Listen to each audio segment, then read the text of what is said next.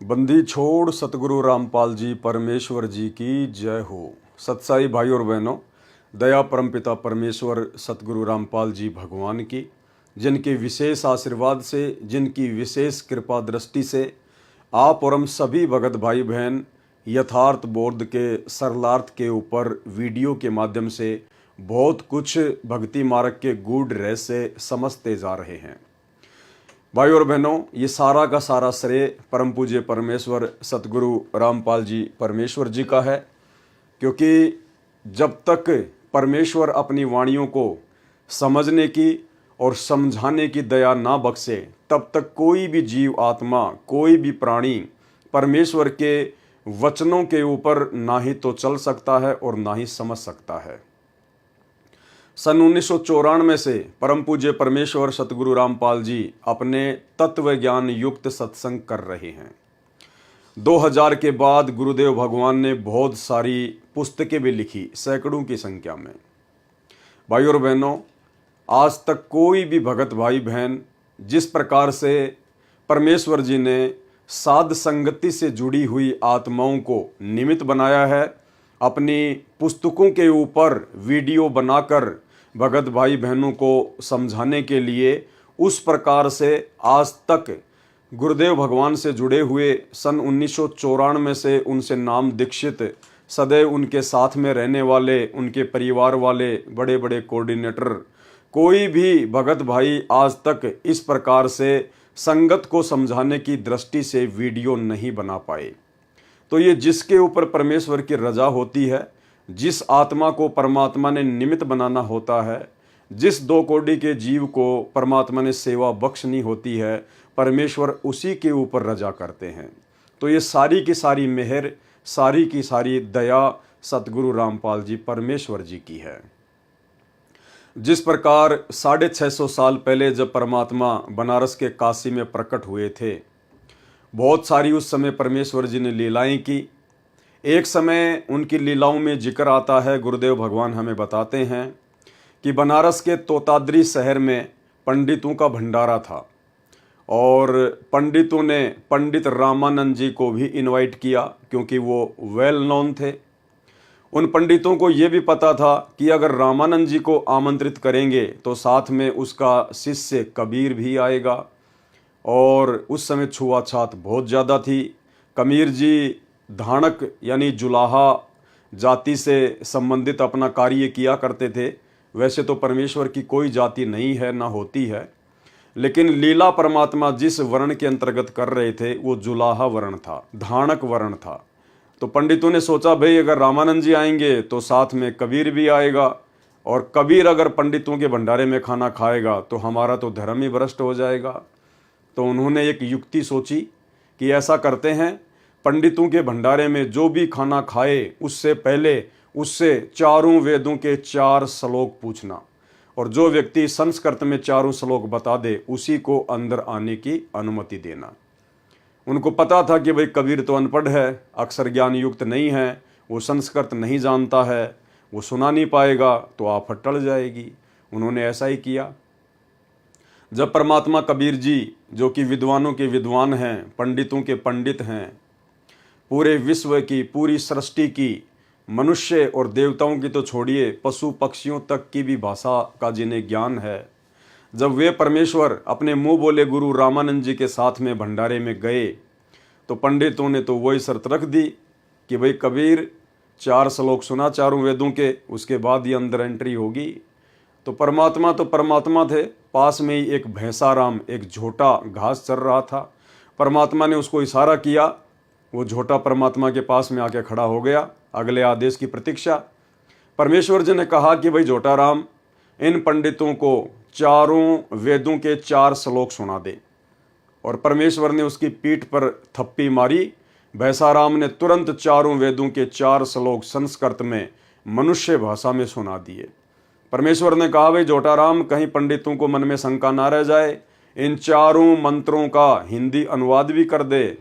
तो भैंसे राम ने उनका अनुवाद किया, और अनुवाद ये था कि रे मूर्ख पंडितों, हे अज्ञानियों, जो अल्लाह जिसने पूरी सृष्टि को रचा, जो तीनों लोकों में प्रवेश करके सबका धारण पोषण करता है, वो अल्लाह, वो खुदा कबीर है जो तुम्हारे सामने खड़ा है। उसके बाद पंडितों को अपनी करनी पर बड़ी शर्मिंदगी महसूस हुई।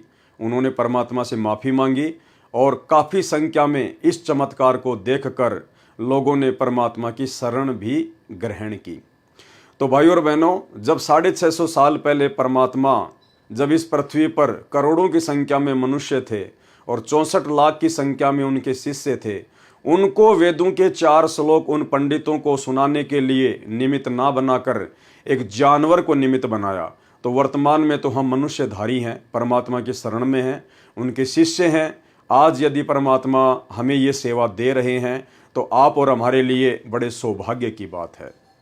तो भाई और बहनों, भक्ति बोध का सरलार्थ जो स्वयं सतगुरु रामपाल जी परमेश्वर जी ने अपने कर कमलों से हमें करके यथार्थ भक्ति बोध नाम की पुस्तक में दिया हुआ है, जिसके ऊपर हम भाई बहन साध संगति के माध्यम से वीडियो बनाकर अपने विश्वास को दृढ़ करते जा रहे हैं।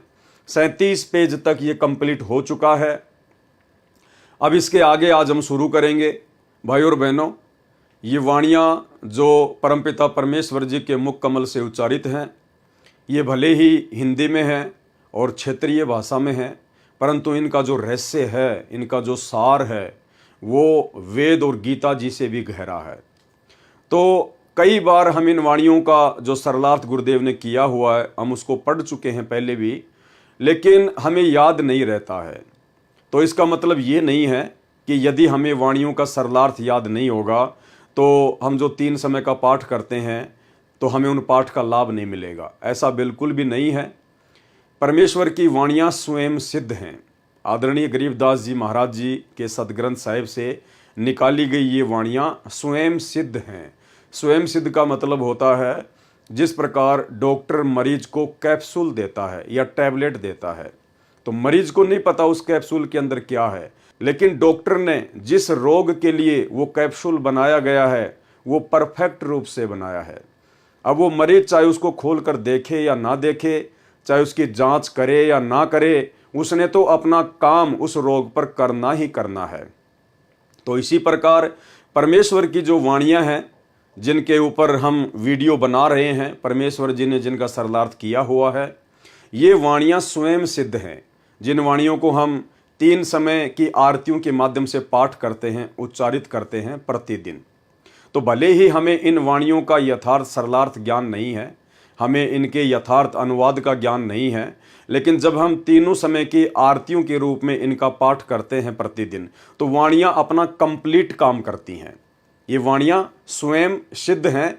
और एक अन्य उदाहरण गुरुदेव भगवान ने दिया कि जिस प्रकार किसी व्यक्ति को अगर सर्प काट ले तो व्यक्ति तो बेहोश हो जाता है, जहर का असर हो जाता है, फिर एक गारुड़ को बुलाया जाता है। गारुड़ उसको कहते हैं जो सर्प काटे हुए व्यक्ति को कुछ मंत्र बोलकर वापस होश में ला दे। तो वो व्यक्ति तो बेहोश पड़ा है और गारुड़ ऊपर से उसके ऊपर मंत्र पढ़ रहा है और उन मंत्रों का प्रभाव उस बेहोश व्यक्ति के ऊपर भी होता है और कुछ ही समय में वो होश में आ जाता है। तो जिस प्रकार वो व्यक्ति जो बेहोश था वो मंत्र सुन भी नहीं रहा था, लेकिन वो जो मंत्र था, जो गारुड़ उसका उच्चारण कर रहा था, वो स्वयं सिद्ध था। वो गारुड़ के द्वारा वो सिद्ध किया हुआ मंत्र था। तो उस सिद्ध मंत्र ने अपना काम उस बेहोश व्यक्ति पर करना ही करना था। तो ठीक इसी प्रकार परमपिता परमेश्वर जी के मुख कमल से उच्चारित स्वयं सिद्ध वाणियाँ, क्योंकि परमेश्वर के मुख कमल से उच्चारित प्रत्येक शब्द स्वयं सिद्ध ही होता है। जैसे हम सत्संग सुनते हैं गुरुदेव भगवान का, तो वो स्वयं सिद्ध हैं। उस सत्संग ने हमारे ऊपर असर करना ही करना है। इसीलिए गुरुदेव भगवान कहते हैं यदि आपने नाम भी नहीं लिया है और यदि आप सत्संग भी सुनना शुरू कर देते हैं तो आपको 70% लाभ मात्र सत्संग सुनने से होना शुरू हो जाता है। तो इसी प्रकार भाई और बहनों, वाणियों का चाहे हमें अनुवाद याद है या नहीं है, वाणियों के विषय में चाहे हमें पूर्ण जानकारी है या नहीं है, परंतु वाणियाँ जो हम प्रतिदिन उच्चारण करते हैं तीनों समय के पाठ के रूप में, ये अपना यथार्थ और पूर्ण काम अवश्य करती हैं। और यदि हमें इनके अनुवाद का ज्ञान हो जाएगा तो फिर हमारा विश्वास और बढ़ता है, हमारे अंदर और अधिक दृढ़ता गुरुदेव भगवान के चरणों में और उनकी भक्ति में उत्पन्न होती है। इसीलिए तो सतगुरु रामपाल जी परमेश्वर जी ने आप और हम जीवों पर दया करके इन समस्त वाणियों का जो तीनों समय की आरतियों के अंदर हैं, परमेश्वर जी ने यथार्थ भक्ति बोध नाम की पुस्तक बनाकर यथार्थ अनुवाद करके आप और हमारे हाथों में दे दिया, ताकि मेरे बच्चे आपस में इन वाणियों को पढ़ेंगे, एक दूसरे को पढ़ाएंगे और साध संगति के माध्यम से अपने विश्वास को आसमान में लेकर जाएंगे। और यही विश्वास एक दिन हमें परमेश्वर जी के सतलोक में पहुंचाएगा, क्योंकि परमात्मा कहते हैं, कहे कबीर सुनो भाई साधो, मैं तो हूं विश्वास में। तो इतनी बड़ी दया सतगुरु रामपाल जी परमेश्वर जी ने आप और हमारे ऊपर बख्शी है। और इस दया के लिए अब आगे वीडियो शुरू करने से पहले, आगे की वाणियों के ऊपर चर्चा करने से पहले गुरुदेव भगवान से आशीर्वाद प्राप्त करेंगे, परमात्मा जी की महिमा करेंगे। बंदी छोड़ सतगुरु रामपाल जी परमेश्वर जी की जय हो। परमपिता परमात्मा, सारी सृष्टि के रचनहार, कुल मालिक, असंख्य ब्रह्मांडों के स्वामी, जगत गुरु, तीनों लोकों में प्रवेश करके सबका भरण पोषण करने वाले, राजाधिराज, आत्माधार, नाथों के नाथ, देवों के देव महादेव, सर्वेश्वर महेश्वर, मृत्युंजय, अजरो अमर, आदि अनादि, सनातनी प्रभु, जगत पिता जगदीश्वर, श्री श्री 1008 की उपाधि के वास्तविक अधिकारी, अकाल मूर्त सौद स्वरूपी राम वासुदेव, सर्वगतम ब्रह्म, परम पूज्य, प्रथम पूज्य, परम संत, परम पुरुष, परम धनी, परम दयालु, सत्य कबीर, हक्का कबीर, अल्लाहु कबीर, अल्लाहु अकबर, बाखबर, अल्लाह ताला, जगत के तारणहार, जगत के मुक्तिदाता, जगत के जगन्नाथ, हारे के सहारे, हिंदुओं के राम, मुसलमानों के अल्लाह, सिखों के वाहेगुरु, ईसाइयों के मसीह, दया के सागर दयानिधि, करुणा के सागर करुणानिधि, स्वयंभू परिभू, संकट मोचन, कष्ट हरण, मंगल करण, दुख भंजन, अविगत कबीर, निर्विकार निर्विषम परमात्मा, अलय अलेख सतगुरु, आदि अनादि सतगुरु, असली मर्यादा पुरुषोत्तम, असली राम, असली कृष्ण, असली घनश्याम, असली मुरारी, राजाओं के राजा, महाराजाओं के महाराजा, शहंशाहों के शहंशाह, सम्राटों के सम्राट, भगवानों के भगवान, अल्लाहों के अल्लाह, प्रभुओं के प्रभु, मसीहाओं के मसीह, सच्चे वाहेगुरु, बाबाओं के बाबा, पीरों के पीर, सेठों के सेठ, जगत सेठ, सावड़सा सेठ, सर्वगुण संपन्न, अनंत कोटि कलाओं के स्वामी, अनंत कोटि ब्रह्मांडों के नायक, योगियों में महायोगी, ध्यानियों में महाध्यानी, सिद्धों में परम सिद्ध, ज्ञानियों में तत्व ज्ञानी, ब्रह्म ज्ञानी, महाज्ञानी, परम ज्ञानी, सर्वश्रेष्ठ ज्ञानी, युवा कबीर, समृत कबीर, अमित ओझा, सच्चे रहनुमा, करीम अल्लाह, सुभान अल्लाह, दुनिया के अंतिम पैगंबर, 8 सितंबर 1951 से गांव धनाना, जिला सोनीपत, हरियाणा, भारतवर्ष की पावन भूमि पे प्रकट रियल कल की भगवान श्री नारायण साकार हरि, सच्चे बाबा साहेब, संत श्रोमणी सतगुरु रामपाल जी परमेश्वर जी के चरण कमल में देश विदेश से साध संगति से जुड़े हुए हम सभी सत्सेवक भाई बहनों का अनंत कोटि दंडत प्रणाम। गुरुदेव भगवान से अरदास है, प्रार्थना है कि हमें इसी प्रकार से सद्बुद्धि बख्शे रहें और भक्ति मार्ग पर निर्विकारी बनाकर समस्त नियम और मर्यादाओं के अंतर्गत हमारे विश्वास को दृढ़ता के साथ अपने भक्ति मार्ग पर लगा कर रखें। तो भाई और बहनों, 37 पेज तक यथार्थ भक्ति बोध के यथार्थ अनुवाद की वाणियों को हम जान चुके हैं, समझ चुके हैं। उसके बाद हम यहाँ से शुरू करेंगे वाणी। गरीब पट्टन घाट लखाइयाँ अगम भूमि का भेद, ऐसा सतगुरु हम मिला अष्ट कमल दल छेद।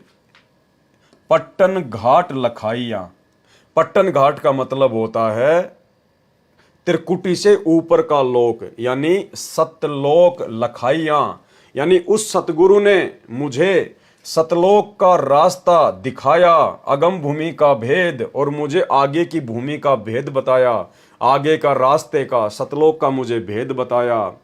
ऐसा सतगुरु हम मिला, यानी आज हमें ऐसे सतगुरु मिले हैं संत रामपाल जी के रूप में, अष्ट कमल दल छेद, जिन्होंने अक्षर पुरुष का मंत्र देकर, सतनाम का दूसरा मंत्र देकर हमारा 8वां कमल भी छेद दिया, अर्थात खोल दिया। गरीब पट्टन घाट लखाइयाँ अगम भूमि का भेद, यानी सेम इसका वही अनुवाद है कि परमेश्वर जी ने हमें सतलोक का रास्ता दिखाया और सतलोक जाने के लिए आगे की जो भूमि है परमेश्वर ने उसका भेद बताया। और ऐसा सतगुरु हम मिला, आज हमें ऐसे सतगुरु मिल गए संत रामपाल जी के रूप में। अष्ट कमल दल सेव, जिन्होंने 8वां कमल दल यानी अक्षर पुरुष के लोक का कमल दल खोलने की पूजा बता दी। सेव यानी पूजा, सरलार्थ। दोनों वाणियों का एक जैसा ही भावार्थ है कि ऐसा सतगुरु मिला जिसने अगम भूमि अर्थात आगे के स्थान सत्यलोक का भेद रहस्य बताया। गरीब पट्टन घाट लखाइया, अगम भूमि का भेद। वह पट्टन अर्थात परलोक जाने का घाट, घाट यानी जैसे हम कहते हैं ना घाटी, यानी पहाड़ों के ऊपर चढ़ना फिर नीचे उतरना, उसको कहते हैं घाट, घाटी। पर्वतों के बीच का रास्ता घाटी। लखाइयां अर्थात आंखों से दिखाया। अष्ट कमल को छेद कर खोल कर सत्यलोक ले गया। सतगुरु ने वह सेव अर्थात पूजा बताई जिससे अष्ट कमल अर्थात 8वां कमल खिल गया। 8वां कमल ये अक्षर पुरुष के लोक का है। अक्षर पुरुष का स्थान सूक्ष्म शरीर में है जो शरीर में बने ब्रह्मांड के पार है। अब आगे परमात्मा हमें थोड़ा सा जो है वो कमलों के विषय में जानकारी दे रहे हैं। तो भाई और बहनों, ये जानकारी भी हमारे लिए बहुत आवश्यक है। थोड़ी बहुत जानकारी हमें ज़रूर होनी चाहिए कि हमारे शरीर में कुल कितने कमल हैं, कौन सा कमल जो है वो किसका है। तो जानकारी दी है परमात्मा ने, ध्यान से देखिए। मानव शरीर में कुल 7 कमल हैं, यानी हमारे शरीर में कुल कितने कमल हैं? 7, जो एक पिंड कहलाता है जिसे शरीर भी कहते हैं। मानव शरीर में एक ब्रह्मांड का मानचित्र है, इसलिए इसको ब्रह्मांड भी कहते हैं। मूल कमल, दूसरा संवाद कमल जिसको अनाहत कमल भी कहते हैं, तीसरा नाभि कमल, चौथा हृदय कमल, और 5वां कंठ कमल, और 6वां त्रिकुटी कमल, और 7वां सहस्त्र कमल यानी ये काल का कमल, 1000 पंखुड़ी वाला कमल। तो टोटल 7 कमल ही हमारे शरीर में होते हैं, हमारे जो है वो पिंड में होते हैं। टोटल 7 कमल। पूर्ण सतगुरु से ज्ञान प्राप्त करने से पता चला कि हमने अष्ट कमल दल यानी 8वां कमल दल को खोलने की भी साधना करनी होती है। यानी हमारे शरीर में तो केवल 7 ही कमल हैं, मूल कमल से लेकर और सहस्त्र कमल तक। लेकिन जब हमें सतगुरु मिला, हमें पूर्ण सतगुरु मिले, हमें तत्वदर्शी संत मिले, तो उन्होंने हमें बताया, पूर्ण सतगुरु से ज्ञान प्राप्त करने से पता चला कि हमने अष्ट कमल दल को खोलने की साधना भी करनी चाहिए।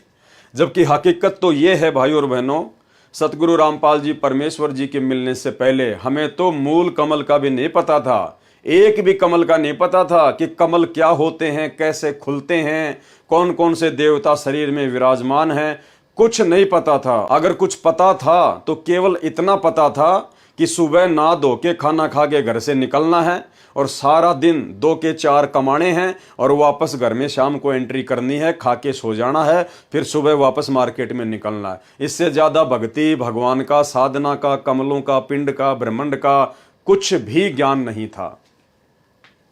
पूर्ण सतगुरु से ज्ञान प्राप्त करने से पता चला कि हमने अष्ट कमल दल को खोलने की साधना करनी है। यानी 7 कमलों के अलावा 8वां कमल भी खोलने की साधना करती है, जो कि हमारे सूक्ष्म शरीर में होता है।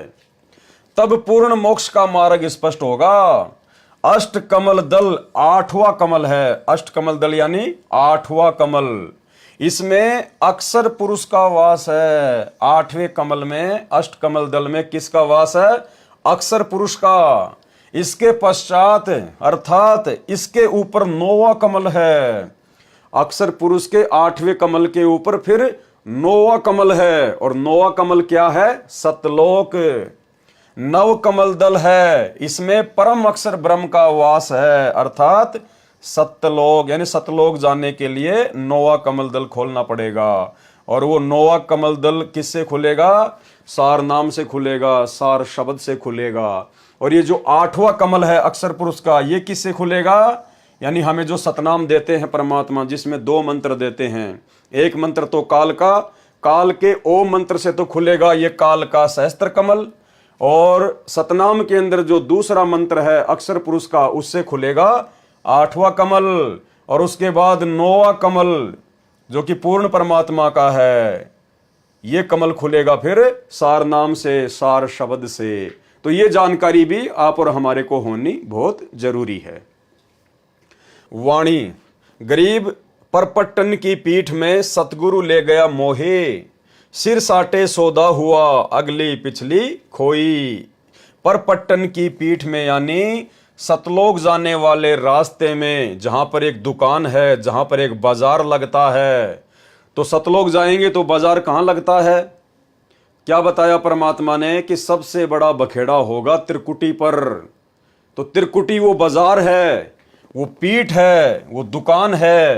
परपट्टन की पीठ में यानी सतलोक जाने के रास्ते में एक बाजार लगता है, एक दुकान है। परपट्टन का मतलब होता है सबसे ऊपर वाला लोक, तो चाहे उसको सबसे ऊपर वाला लोक कहो, चाहे उसको सतलोक कहो। परपट्टन की पीठ में यानी जब हम सतलोक के लिए जाएंगे अपने सतगुरु के साथ, तो उसके रास्ते में एक दुकान पड़ेगी, एक बाजार मिलेगा, जहां सतगुरु ले गया मोहे, जहां मुझे मेरा सतगुरु अपने साथ में ले गया।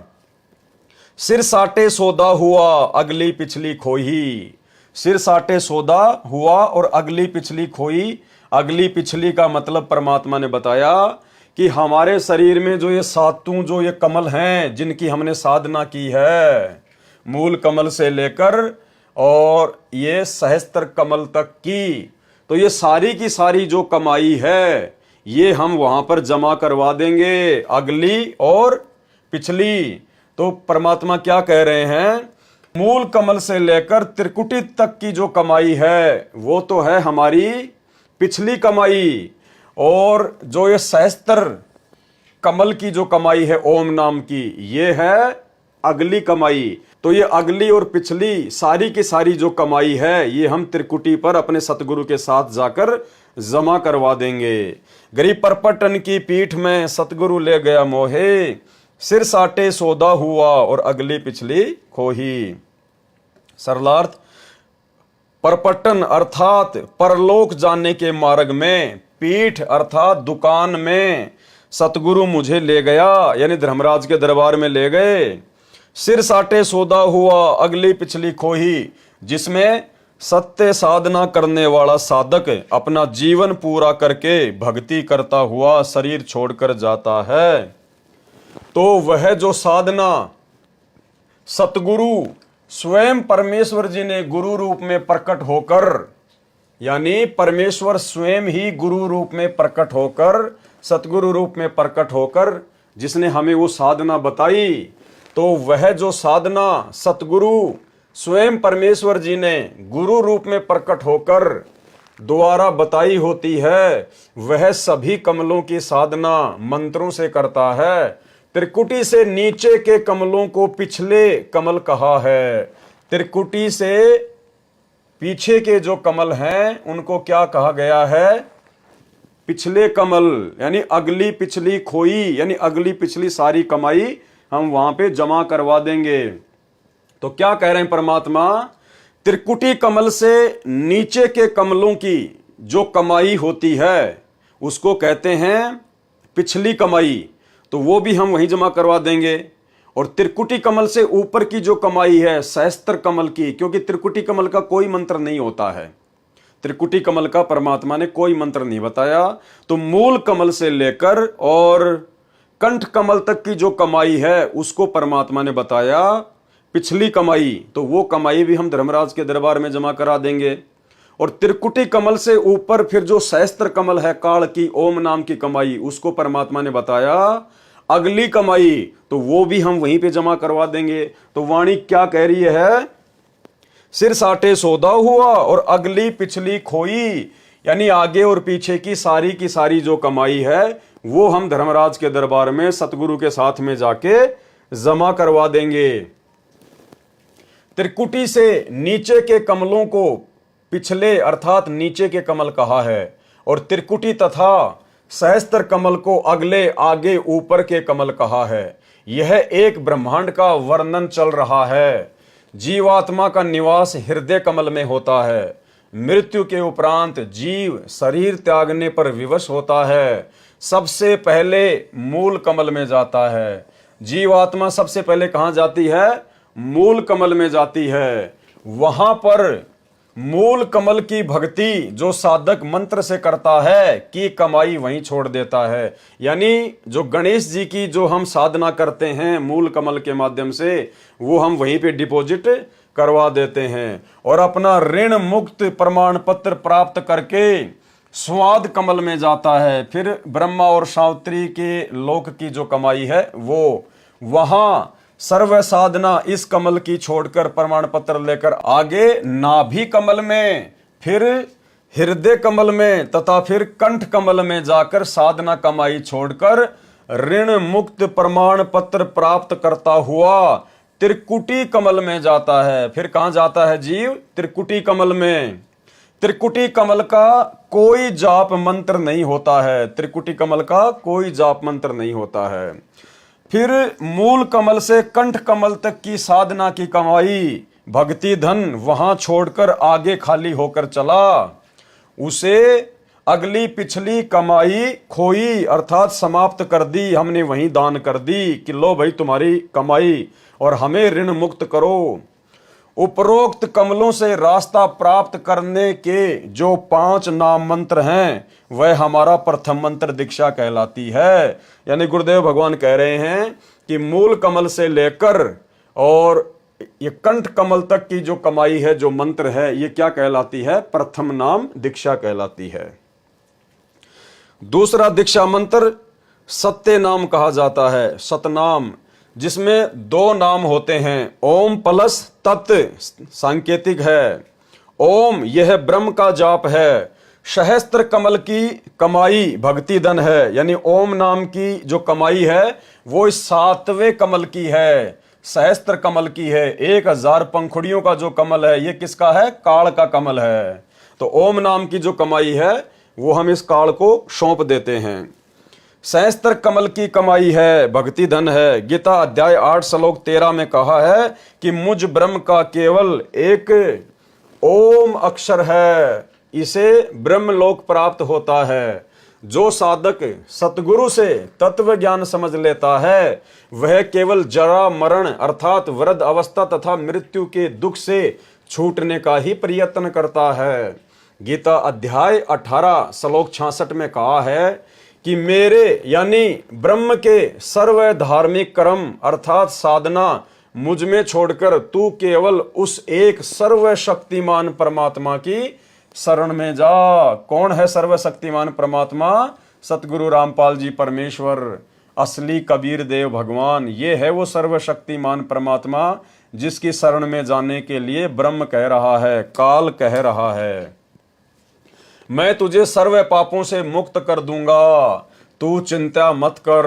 इसलिए ओम नाम की भक्ति कमाई सहस्त्र कमल में धर्म राय के पास छोड़कर आगे अष्ट कमल की ओर साधक चलता है। यानी काल का पूरा हिसाब कंप्लीट करके फिर आगे जीव कहां चलता है? अक्षर पुरुष के लोक की तरफ, अष्ट कमल की ओर। सहस्त्र कमल की साधना को अगली भक्ति की कमाई कहा गया है। यानी काल की जो कमाई है, सहस्त्र जो कमल की जो कमाई है ओम नाम की, उसको क्या कहा गया है? अगली कमाई। पहले हम प्रत्येक देव की साधना का फल उनके लोक स्वर्ग में खा खर्च कर समाप्त करके सदा जन्म मरण के चक्कर में रहते थे। सतगुरु का साधक उन सर्व देवों प्रभुओं की भक्ति को छोड़कर आगे मोक्ष स्थान को चलता है। इसलिए कहा है कि परलोक जाने के लिए ऐसी दुकान पर ले गए। कौन ले गए? सतगुरु ले गए, सतगुरु रामपाल जी ले गए। परलोक जाने के लिए ऐसी दुकान पर ले गए जहां अगली ब्रह्म साधना और पिछली नीचे के कमलों की साधना खोई, यानी प्रतिफल लिए बिना छोड़कर चल पड़े। क्या कहा परमेश्वर जी ने? गरीब परपट्टन की पीठ में सतगुरु ले गया मोही, सिर साटे सौदा हुआ और अगली पिछली खोई। यानी हमने अपने इस पिंड की सारी की सारी जो कमाई थी वो हमने धर्मराज के दरबार में दान कर दी, अपने सतगुरु के साथ जाके उनको दे दी। जितने भी पुण्य थे वे भी छोड़ दिए, यानी पांचों यज्ञ जो हम करते हैं वो सब के सब हम उसको वहीं पे दान कर दिए। जितने भी पुण्य थे वे भी छोड़ दिए। पापों के बदले पुण्य छोड़कर हम पाप रहित हो गए, क्योंकि सतलोक में सार नाम की कमाई साथ जाएगी। वाणी गरीब परपट्टन की पीठ में सतगुरु ले गया साथ, यानी सतलोक जाने वाले रास्ते के बीच में जब वो त्रिकुटी आती है, धर्मराय का दरबार आता है, वो दुकान आती है, वो बाजार आता है, वहां मुझे सतगुरु अपने साथ में लेके गया। गरीब परपट्टन की पीठ में सतगुरु ले गया साथ, और जहां हीरे माणक बिके पारस ला गया हाथ। और मैंने वहां क्या देखा, यानी भाई और बहनों, परमात्मा हमें समझा रहे हैं, आदरणीय गरीबदास जी महाराज जी को आधार बनाकर हमें समझा रहे हैं कि जब हमारा ये शरीर छूटेगा और जब हमारे पूज्य गुरुदेव भगवान हमारे साथ में सूक्ष्म रूप में, जब हमारे साथ में शब्द रूप में जाएंगे धर्मराज के दरबार में हमारा हिसाब किताब करवाने के लिए, तो क्या कह रहे हैं, गरीब परपट्टन की पीठ में, यानी सतलोक जाने के रास्ते में जब बीच में त्रिकुटी आएगी, बाजार आएगा है, तो वहां पर मुझे कौन लेके जाएगा, सतगुरु ले गया साथ। मेरे सतगुरु मेरे साथ जाएंगे, शब्द रूप में या फिर ये शाश्वत रूप में, जैसा भी होगा परमात्मा हमें साथ लेके जाएंगे। जहां हीरे माणक बिके पारस ला गया हाथ, तो मैंने वहां क्या देखा कि वहां तो हीरे मोती माणक बिक रहे हैं, क्योंकि वो तो मेला है, काल वहां पे जीव को भ्रमित करता है। तो गरीबदास जी हमें आगाह कर रहे हैं कि जब तुम अपने सतगुरु के साथ में वहां जाओगे ना, तो तुम्हारे पास में तो बहुत ज्यादा भक्ति धन होगा, तुम तो लबालब होंगे। वहां पे तो ऑटोमेटिक मालूम पड़ जाता है कि भाई इसके पास तो बहुत जबरदस्त भयंकर धन है, कमाई है नाम मंत्रों की। तो कहते हैं वहां पर जहां हीरे माणक बिके, वहां पर हीरे और माणक बिकेंगे। वो कैसे बिकेंगे, हीरे माणक यानी वहां पर बड़े बड़े देवता लोग आ जाएंगे और वो कहेंगे आओ जी आप हमारे लोक में चलो। गणेश जी आएंगे, हैं, ब्रह्मा विष्णु महेश आएंगे, आओ जी आपके पास तो बहुत कमाई है, बहुत धन है, अभी क्या करोगे, ऊपर जाके थोड़े दिन यहाँ पर ऐश करो, आपको सर्व सुख देंगे, आपको सुंदर सुंदर औरतों का सुख देंगे, यहाँ पे आपको राजपाट देंगे, हैं, आपके यहाँ पे लाखों करोड़ों की संख्या में नौकर चाकर होंगे। तो वहां पे हमारे को प्रलोभन दिया जाएगा, वहां पे हमारे को लोभ दिया जाएगा, हमारे को ठगने का काल प्रयास करवाएगा अपने एजेंटों के माध्यम से। उसको कहते हैं हीरे मोती माणक बिके, यानी वो पद बिकेंगे वहां पर, आपको लोभ लालच दिया जाएगा फंसाने के लिए। लेकिन जो सच्चा भगत होगा वो क्या सोचेगा कि जहां हीरे माणक बिके पारस ला गया हाथ। सच्चा भगत क्या क्या सोचेगा कि मेरे हाथ तो पारस लग गया, अरे मुझे तो धरती पर सतगुरु मिल गया, तत्वदर्शी संत मिल गया, मेरे हाथ में तो पारस है। पारस यानी किसी भी चीज को सोना बना दे, कीमती बना दे, तो मैं तुम्हारे हीरे मोती माणक लेके क्या करूंगा भाई, जब मेरे हाथ में पहले से ही पारस है, यानी पहले से ही मेरे पास में सतगुरु है, और मैंने तो सतलोक जाने की भक्ति करी है। मैंने तुम्हारे यहाँ के छोटे मोटे पद, इंद्रदा राज कागदा विष्टा ना भोगा इंद्राणी नु, है, तुम्हारे छोटे मोटे पद प्राप्त करने के लिए मैंने धरती पर भक्ति नहीं करी, मैंने सतलोक जाने की साधना की है। तो तुम्हारे हीरे मोती माणक लाल मुझे नहीं चाहिए, ये तेरा गणेश का पद, माता का पद, है, ब्रह्मा विष्णु महेश का पद, शिवलोक का पद, ये हमें नहीं चाहिए भैया। हमारे हाथ में तो पारस लगा हुआ है, हमारे पास तो दुनिया के सबसे कीमती वस्तु है, सतगुरु है, सतगुरु की भक्ति है। हमें हीरे मोती माणक लाल नहीं चाहिए, हमें तो सतलोक जाना है, हम तो देखेंगे भी नहीं इनकी तरफ। गरीब परपट्टन की पीठ में सतगुरु ले गया साथ, और जहां हीरे माणक बिके पारस ला गया हाथ। सरलार्थ, परलोक में जाने के लिए जिस पीठ अर्थात बाजार पर मुझे सतगुरु साथ लेकर गए, कहां, त्रिकुटी, वहीं पर हीरे मोती भी बिक रहे थे। यहां पर हीरे मोती का भावार्थ है कि स्वर्ग में देव पद, ये तो मोती जानो, स्वर्ग में जो देव पद हैं जिनका हमारे को प्रलोभन दिया जाएगा, वो तो क्या है, मोती।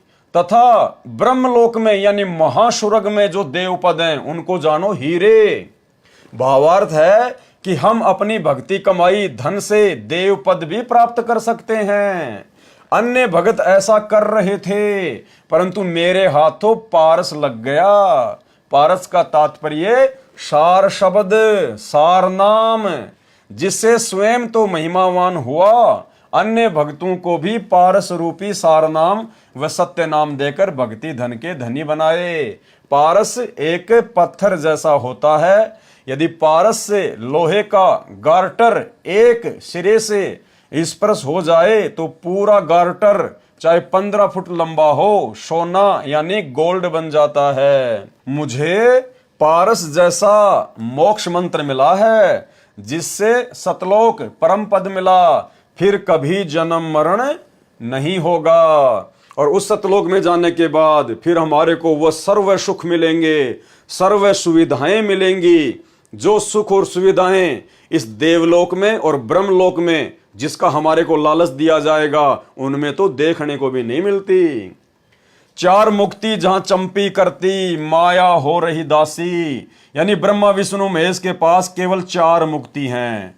तो कहते हैं जब तुम सतलोक में जाओगे तो 4 मुक्तियां तो तुम्हारे चरण दबाएंगे, वहां पर तुम इनकी तरफ देखोगे भी नहीं, तुम्हारी दासियां बन के रहेंगी, नौकरानी बन के रहेंगी।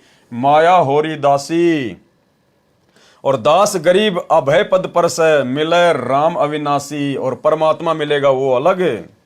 इस प्रकार वाणी संख्या 68 का अर्थ है, गरीब परपटन की पीठ में सतगुरु की हाट, यानी वही सतलोक जाने के रास्ते में त्रिकुटी पर सतगुरुदेव भगवान की भी दुकान है, जहां हीरे माणक बिकें सौदागर स्यों साठ। परपटन यानी सतलोक मार्ग में जो पीठ, जो बाजार है, उसमें यानी त्रिकुटी पर सतगुरु की हाट यानी दुकान है। वहां पर देव पद रूपी हीरे वे माणक मोती बिक रहे थे। मैंने तो सतगुरु से ही सौदा कर लिया। मैंने तो अपने गुरुदेव भगवान सतगुरु रामपाल जी परमेश्वर जी से ही सौदा कर लिया कि भाई हमें तो सतलोक जाना है, हमने तो यहाँ का कोई देव पद नहीं चाहिए, ये हीरे मोती लाल हमें नहीं चाहिए।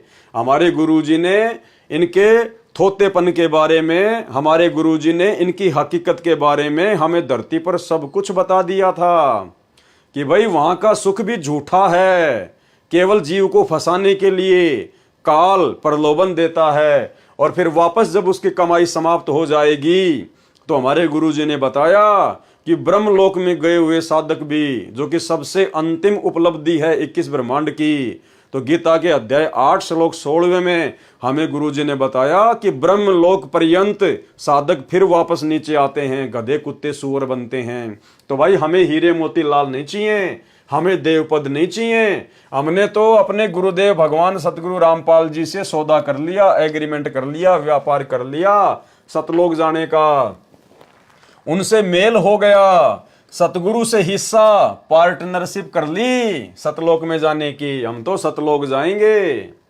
वाणी गरीब परपटन की पीठ में सौदा है निजसार, यानी सतलोक जाने के उसी रास्ते में त्रिकुटी पर सौदा है निजसार, यानी वास्तविक सौदा होगा वहां पर। अगर जीव फिसल गया तो फिसल गया, और वहां से यदि पार हो गया तो फिर सीधा सतलोक। हमको सतगुरु ले गया ओगट घाट उतार। हमें हमारे सतगुरु देव भगवान गहरे रास्ते से, उबड़ खाबड़ रास्ते से, पता नहीं कौन सी भंवर गुफा, कौन सी सुन, कौन सी बेसुन, कौन सा लोक, यानी ऐसे ओगट घाट रास्ते से हमें हमारा परमात्मा सतलोक ले गया। गरीब परपटन की पीठ में सौदा है निज सार, और हमको सतगुरु ले गया ओगट घाट उतार। सरलार्थ परलोक बाजार में वास्तविक भक्ति का सौदा है। यदि सतगुरु मिल जाए तो मेरे को सतगुरु ओगट घाट, अर्थात जिस घाटी का किसी को पता ना हो, जिस रास्ते का किसी को पता ना हो, वह ओगट घाट कहा है। जिस मार्ग से केवल सतगुरु ही पार ले जा सकता है। कौन ले जा सकता है उस ओगट घाट से पार? केवल सतगुरु। और वो सतगुरु भाई और बहनों आज हमें प्राप्त है। गरीबदास जी कहीं भी ये नहीं कह रहे कि परमात्मा पार कर देगा, या फिर परमात्मा के नाम की कोई फोटो पार कर देगी जो ना चल सकती, ना बोल सकती, ना आशीर्वाद दे सकती, ना सत्संग सुना सकती। वो फोटोएं पार नहीं करेंगी, हमें तो जिंदा सतगुरु पार करेगा, जिंदा सतगुरु। जिस मार्ग से केवल सतगुरु ही पार ले जा सकता है। सो सतगुरु मिला तो मुझे पार ले गया। गरीबदास जी कह रहे हैं मुझे वो सतगुरु ले गया और वही सतगुरु आज हमें मिला है। इसलिए गरीबदास जी हमें विश्वास दिला रहे हैं कि आप अंतिम श्वास तक अपने सतगुरुदेव भगवान पर विश्वास करके भक्ति पर मर्यादाओं के साथ में डटे रहना। ये पक्का सतगुरु है, ये सतलोक ले जाकर ही छोड़ेगा। वाणी गरीब परपटन की पीठ में प्रेम प्याले खूब, यानी सतलोक जाने के रास्ते में वहां पे बड़ा आनंद है, बड़ा प्रेम है। जहां हम सतगुरु ले गया मतवाला महबूब, यानी वो मतवाला महबूब, मतवाला सतगुरु, प्यारा सतगुरु जहां मुझे ले गया। परलोक बाजार त्रिकुटी में सतगुरु के साथ प्रेम भाव हो जाने से बहुत आनंद प्राप्त हुआ। जिस प्रकार हमें यहां आनंद प्राप्त है आज कि हम सतगुरु रामपाल जी परमेश्वर जी की शरण में हैं, क्योंकि हमारा मोक्ष निश्चित है। हम तो चद्दर ओढ़ कर सो रहे हैं। अगर आजीवन मर्यादा में रहकर इसी प्रकार से भक्ति करते रहे तो हमारे मोक्ष में कोई संशय नहीं, हम आनंदित हैं। परलोक बाजार त्रिकुटी में सतगुरु के साथ प्रेम भाव हो जाने से बहुत आनंद प्राप्त हुआ। सतगुरु महबूब की तरह अपना लगा। जिस प्रकार हमें यहीं पर हमारे सतगुरुदेव भगवान सबसे ज्यादा प्रिय और प्यारे लग रहे हैं। सबसे अधिक प्रिय हमें कौन लगते हैं? हमारे गुरुदेव भगवान। वे मतवाले अर्थात मस्त हैं। वाणी गरीब परपटन की पीठ में मतवाले मस्तान, और हमको सतगुरु ले गया अमरापुर स्थान, यानी सतलोक जाने के रास्ते में उस परपटन की पीठ में बहुत सारे मतवाले और मस्ताने लोग थे। छोटे मोटे देव पद लेकर मस्त हो रहे थे, हीरे मोती माणक उस काल के लेकर मस्त हो रहे थे, वहीं पे अपनी भक्ति को बर्बाद कर रहे थे। और मुझे तो सतगुरु ले गया उस अमरापुर स्थान। परलोक बाजार पीठ में अन्य बहुत से साधक मिले जो अपनी साधना से काल लोक में देव पद प्राप्त करके मतवाले खुशी से नाच रहे थे, क्योंकि उन मूर्खों को सतगुरु मिला नहीं। और यदि उनको सतगुरु मिला तो उन्होंने धरती पर सतगुरु के वचन की पालना करी नहीं, मर्यादा में रहे नहीं। जिस प्रकार सतलोक आश्रम मैनेजमेंट हरियाणा वाले और उनसे जुड़े हुए भाई बहन, जब यहीं पर ये लोग सतगुरु के ज्ञान को छोड़कर, सतगुरु की मर्यादाओं को तोड़कर दो कोडी के राजनेताओं के पीछे दौड़ रहे हैं, उनकी रैलियों में जा रहे हैं, उनका समर्थन कर रहे हैं, तो भाइयों और बहनों, ऐसे भक्तों के बारे में परमात्मा बता रहे हैं कि जो भगत यहां पर मर्यादा तोड़कर भक्ति भी करेगा तो वो त्रिकुटी पर फैल हो जाएगा। वो वहां पर उन हीरे मोती और लाल को देखकर, बड़े बड़े देव पद को देखकर, शंकर जी आएंगे, आओ जी मेरे लोक में चलो, मैं आपको मेरे लोक में जो है वो गण बना दूंगा, मैं आपको स्वामी बना दूंगा। गणेश जी आएंगे, आओ जी गणेश का पद आपके लिए खाली पड़ा है। तो जो लोग यहीं पे राजनेताओं के तलवे चाट रहे हैं, गुरु जी के ज्ञान के विरुद्ध राजनीतियां कर रहे हैं, राजनेताओं का समर्थन कर रहे हैं, गुंडों की सीबीआई जांच करवाते हैं, आरक्षणों में शामिल हो रहे हैं, एक पीले पर्चे के ऊपर बिल्कुल फिदा हो जाते हैं, अपने अपने कोऑर्डिनेटरों के आदेशों के ऊपर फिदा हो रहे हैं, ज्ञान को आधार नहीं बना रहे, तो उन भक्तों के साथ में त्रिकुटी पर ऐसी बनेगी, वो वहां पर फिसल जाएंगे। गरीब परपटन की पीठ में मतवाले मस्तान, और हमको सतगुरु ले गया अमरापुर स्थान। परलोक बाजार अर्थात त्रिकुटी में अन्य बहुत से साधक मिले जो अपनी अपनी साधना से काल लोक में देव पद प्राप्त करके मतवाले अर्थात खुशी से नाच रहे थे। जैसे आज नरेंद्र मोदी की रैली में हरियाणा के भगत खुशी से नाच रहे हैं, उसी में मस्तान यानी मगन थे। परंतु हमको, गरीबदास जी को, यानी हम भक्तों ने अपने ऊपर लेना है ये, परंतु हमको सतगुरु अमुक स्थान यानी सतलोक में ले गए, यानी हम नहीं फंसे उस काल के चक्कर में। वाणी गरीब बंकनाल के अंतरे त्रिवेणी के तीर। बंकनाल परमात्मा ने बताया हमारे पीछे कमर में जो रीढ़ की हड्डी है, मूल कमल से लेकर त्रिकुटी कमल तक, उसके अंदर एक नाड़ी है टेढ़ी मेढ़ी, टेढ़ी मेढ़ी, बंकनाल। बंक यानी बाकी। बंकनाल के अंतरे त्रिवेणी के तीर, हम वहीं से उस बंकनाल के माध्यम से मूल कमल से आत्मा फिर ऊपर जाएगी त्रिकुटी तक। बंकनाल के अंतरे त्रिवेणी के तीर, और मानसरोवर हंस है वाणी को किलकीर।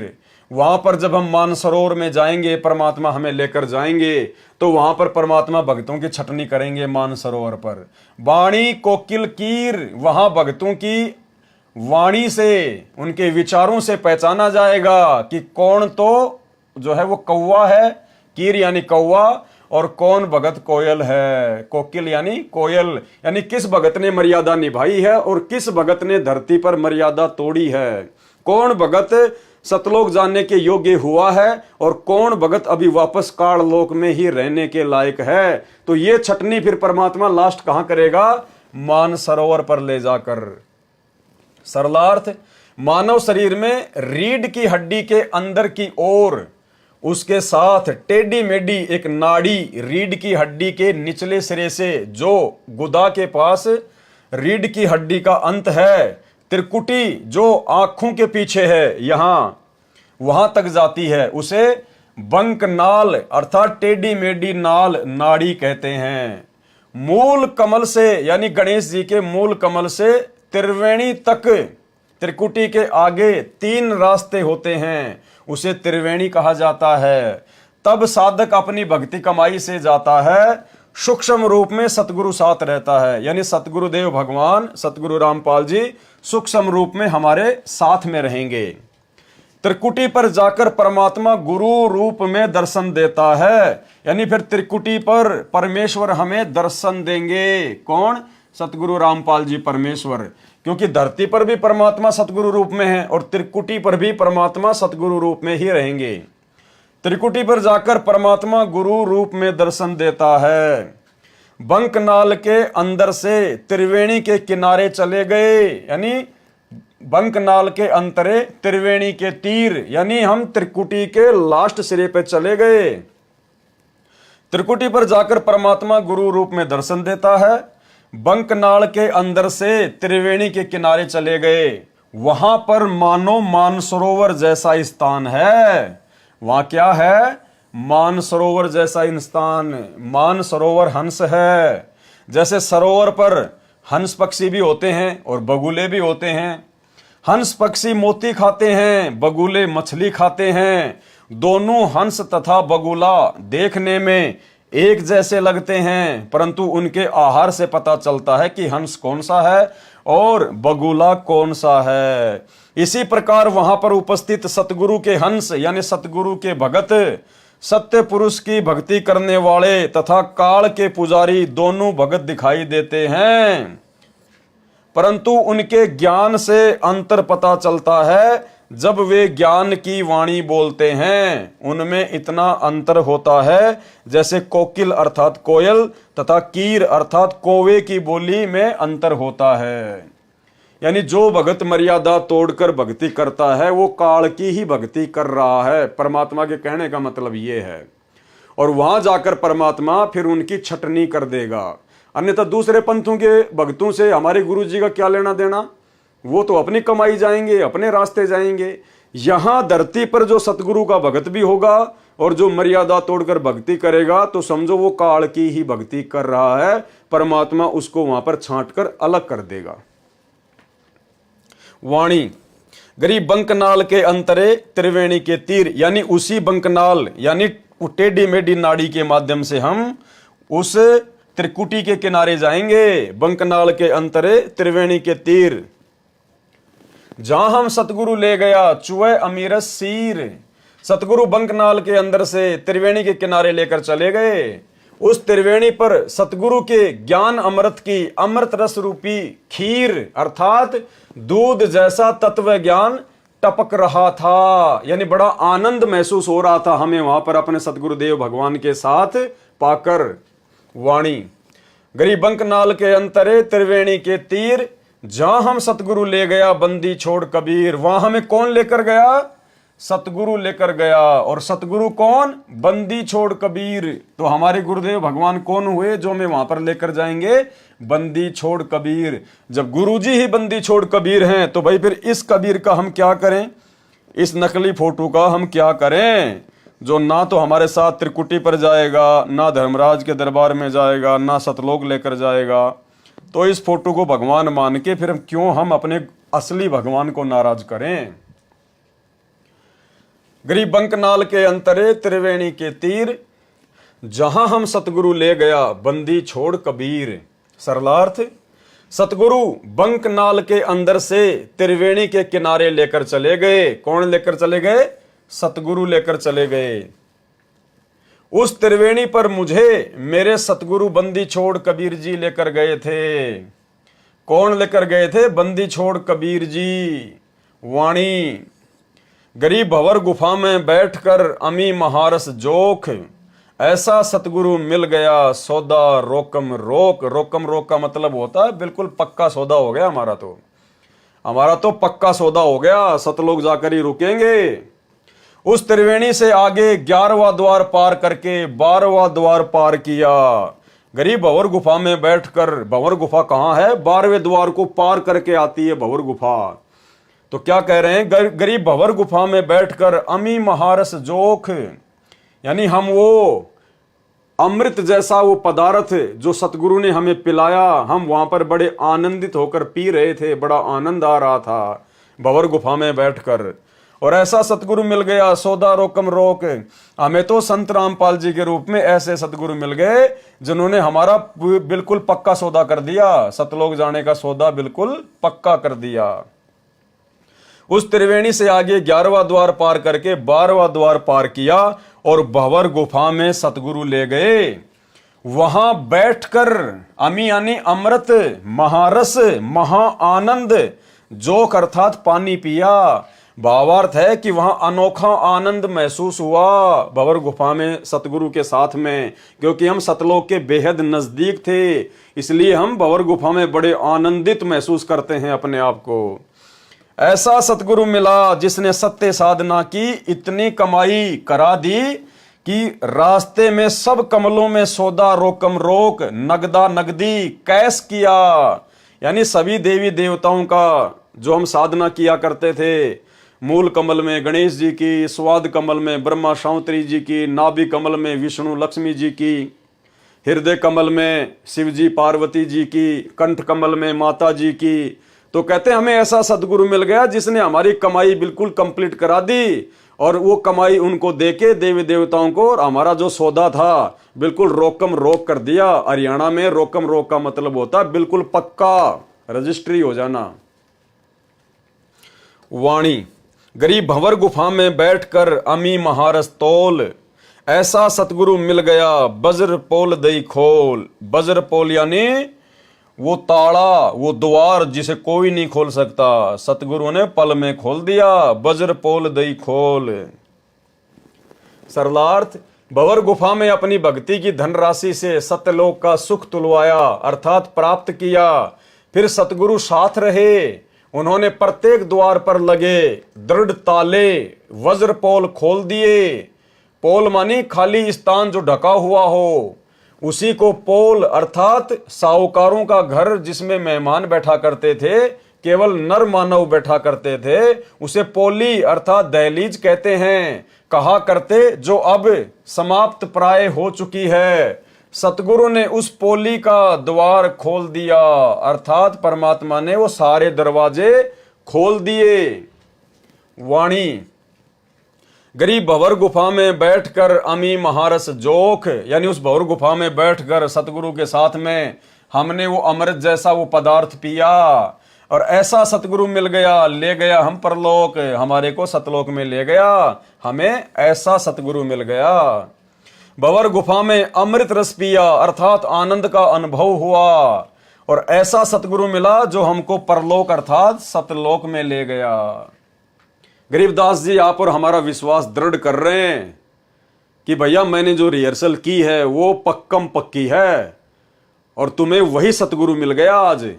अगर तुम भी मेरी के तरह दृढ़ रहकर आजीवन भक्ति करोगे तो तुम्हारा भी इसी प्रकार से सतगुरु बेड़ा पार करके सतलोक में बैठा देगा।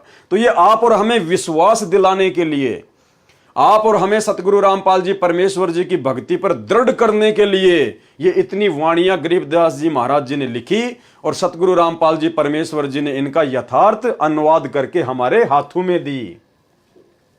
वाणी, गरीब पिंड ब्रह्मांड से अगम है न्यारी सिंधु समाद, यानी वो सतलोक जो है वो पिंड और ब्रह्मांड से अलग है।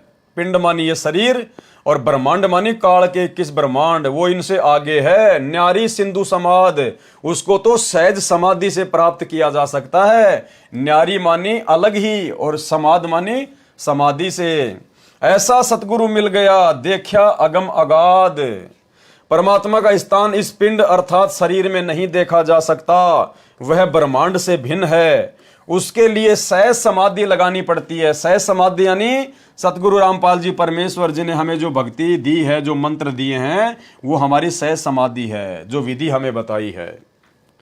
ऊपर समाधि ले जाने के लिए जैसे आकाश रूप समुद्र को पार करना पड़ता है, वहां वह सत्यलोक है। हमने सतगुरु की महिमा जानी तो अगम अगाध अर्थात बहुत आगे का ज्ञान वाला है। उसका ज्ञान अगाध अर्थात गहरा है। देखा अगम अगाध अर्थात हमें जो सतगुरु मिले उनकी महिमा बहुत अगम अगाध है, बड़ी आगे की महिमा है, आसमानों से ऊपर की महिमा है। वाणी गरीब पिंड ब्रह्मांड से अगम है, न्यारी सिंधु समाध। ऐसा सतगुरु मिल गया दिया अक्षय प्रसाद।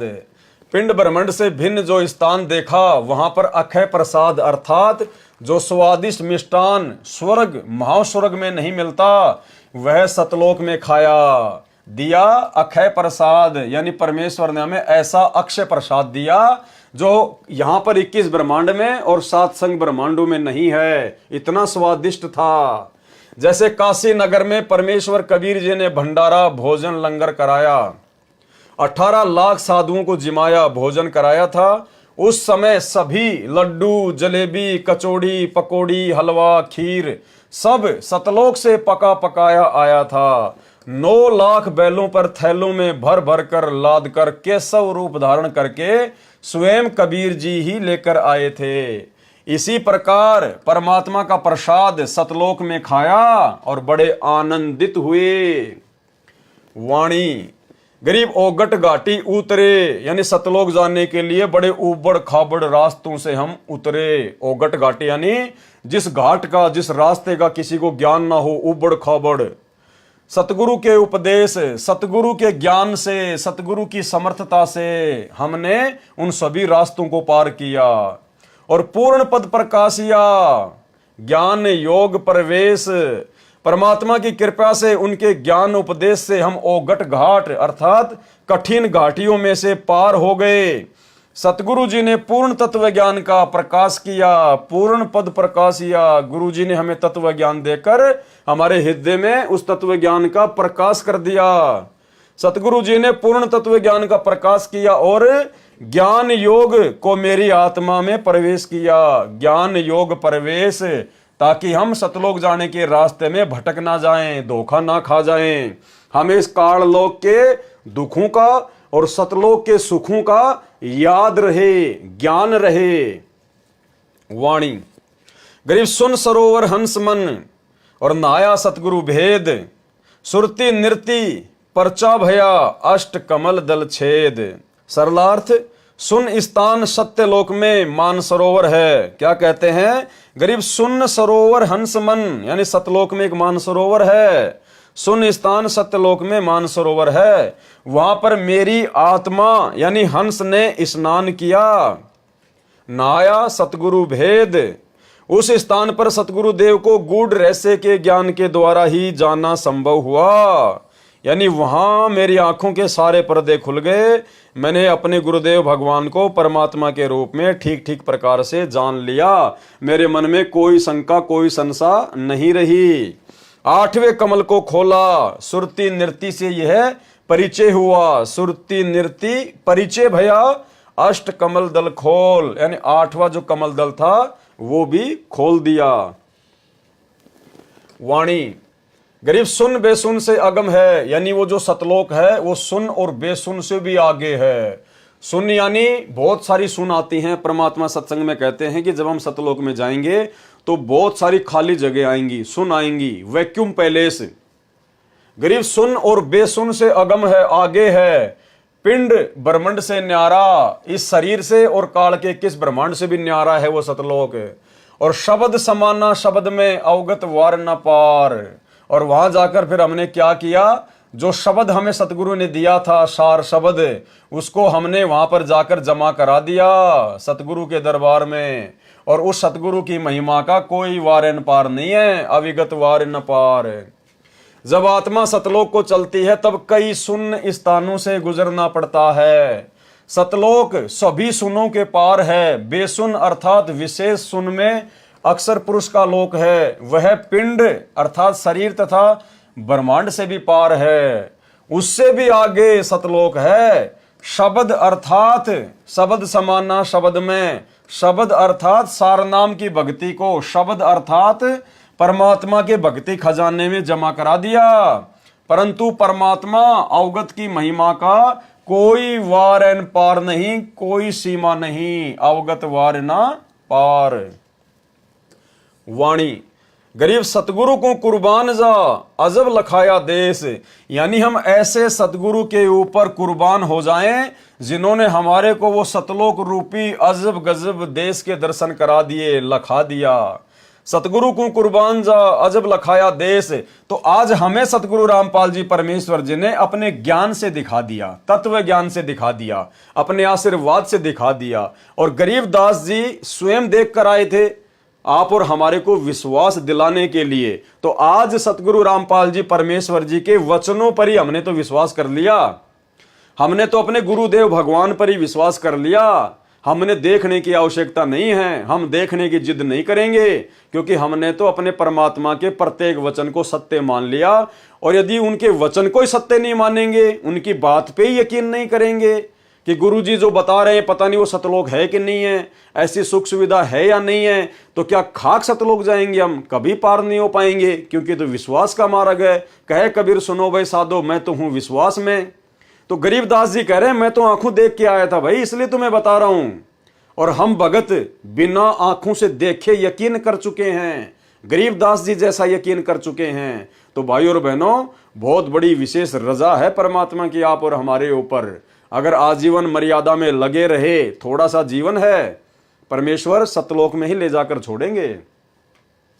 गरीब सतगुरु को कुर्बान जा अजब लखाया देश, यानी बार बार सृष्टि रचना सुना सुना कर और उन महापुरुषों की वो वाणियां सुना कर परमेश्वर ने हमें सतलोक दिखा दिया धरती लोक से। और पार ब्रह्म परवान है निरालम निज नेस, बलिहारी अपने सतगुरु पर। कौन से सतगुरु पर? सतगुरु रामपाल जी पर, क्योंकि हम अपने गुरुदेव की महिमा कर रहे हैं, हम अपने गुरुजी की महिमा कर रहे हैं। यहाँ पर गरीबदास जी के गुरुजी की महिमा नहीं कर रहे। और जो गरीबदास जी को गुरु रूप में मिला था वो यही गुरु था, इसलिए हम सीधे अपने गुरु की महिमा करेंगे।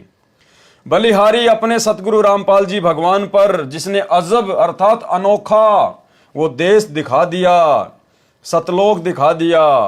पार ब्रह्म अर्थात परम अक्षर ब्रह्म परमाण है, वह निरालंब जिसको किसी का सहारा नहीं, वह अपनी शक्ति से स्थिर है तथा निज नेस अर्थात खास पाप नाशक है वो परमात्मा।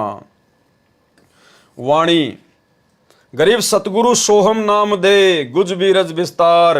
भाई गरीबदास जी का सतगुरु भी सोहम नाम दिया करता था, तो हमें गरीबदास जी का सतगुरु थोड़े देगा सोहम नाम? आज हमें किसने दिया? हमें कौन दे रहा है? हमें सतगुरु रामपाल जी दे रहे हैं। गरीब सतगुरु सोहम नाम दे और गुज बीरज विस्तार, और बिन सोहम सीजे नहीं मूल मंत्र निज सार, यानी वो सार नाम भी सोहम के बिना काम नहीं करेगा। सतगुरु सोहम नाम जाप देता है, तो आज हमें किसने दिया भाई? हमें कौन दे रहा है वो नाम जाप? भाई सतगुरु देता है, बहुत अच्छी बात है। और वो सतगुरु यदि आज ना हो तो फिर क्या फायदा उसकी महिमा का? तो आज वो सतगुरु दे रहा है भाई। कौन? सतगुरु रामपाल जी। तो कौन दे सकता है वो नाम? गरीबदास जी कह रहे हैं सतगुरु दे सकता है। और सतगुरु गरीबदास जी ने किसको बताया? कबीर जी को बताया। तो आज हमें कौन दे रहा वो नाम? सतगुरु रामपाल जी। तो सतगुरु रामपाल जी कौन हुए? कबीर परमात्मा हुए, कबीर साहिब हुए। इसलिए तो हमने इस नकली कबीर साहिब को अपने घर से निकाल दिया। गरीब सतगुरु सोहम नाम दे गुज बीरज विस्तार, और बिन सोहम सीजे नहीं मूल मंत्र निज सार। सरलार्थ सतगुरु सोहम नाम जाप देता है, इससे आगे और गुज यानी गूढ़, बीरज यानी विशेष ज्ञान, विस्तार के साथ उपदेश मंत्र का राज यानी रहस्य जो सतगुरु उपदेश देते समय समझाता है। पहले सोहम मंत्र का जाप देता है। सोहम के जाप बिना मूल मंत्र अर्थात सारनाम सीजय नहीं अर्थात लाभ नहीं देता। यानी सारनाम से पहले सतगुरु हमसे सोहम नाम की कमाई करवाएगा, फिर वो सारनाम लेने के बाद फिर हमारी भक्ति आगे बढ़ेगी।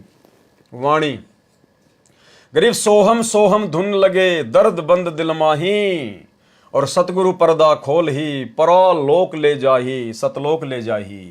सरलार्थ काल ब्रह्म के ओम नाम की कमाई को त्रिकुटी पर जमा करने के पश्चात ओम नाम का जाप समाप्त हो जाता है।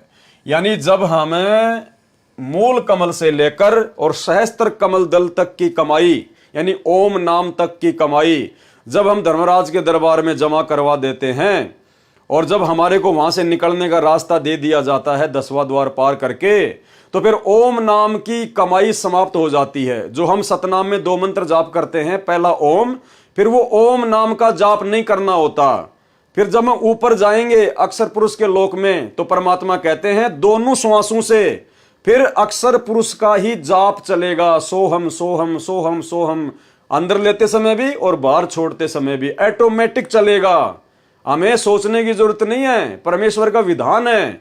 जैसे काल की कमाई ओम नाम की वहां छोड़ी और जैसे ही हम अक्षर पुरुष के लोक में प्रवेश करेंगे हमारा सतनाम का जाप ऑटोमेटिक चलेगा, लेकिन ओम नाम हट जाएगा और बाहर छोड़ते समय और अंदर लेते समय सोहम सोहम की धुन लग जाएगी। गरीब सोहम सोहम धुन लगे और दर्द बंद दिल माही, और मीठा मीठा दर्द एक कशक वो तड़प हमारे अंदर ऑटोमेटिक पैदा हो जाएगी फिर सतलोक जाने की। सतगुरु पर्दा खोल ही, सतगुरु ने सारे रास्ते खोल दिए और परालोक ले जाही। क्या कह रहे हैं परमात्मा? काल ब्रह्म के ओम नाम की कमाई को त्रिकुटी पर जमा करने के पश्चात ओम नाम का जाप खत्म हो जाता है, समाप्त हो जाता है।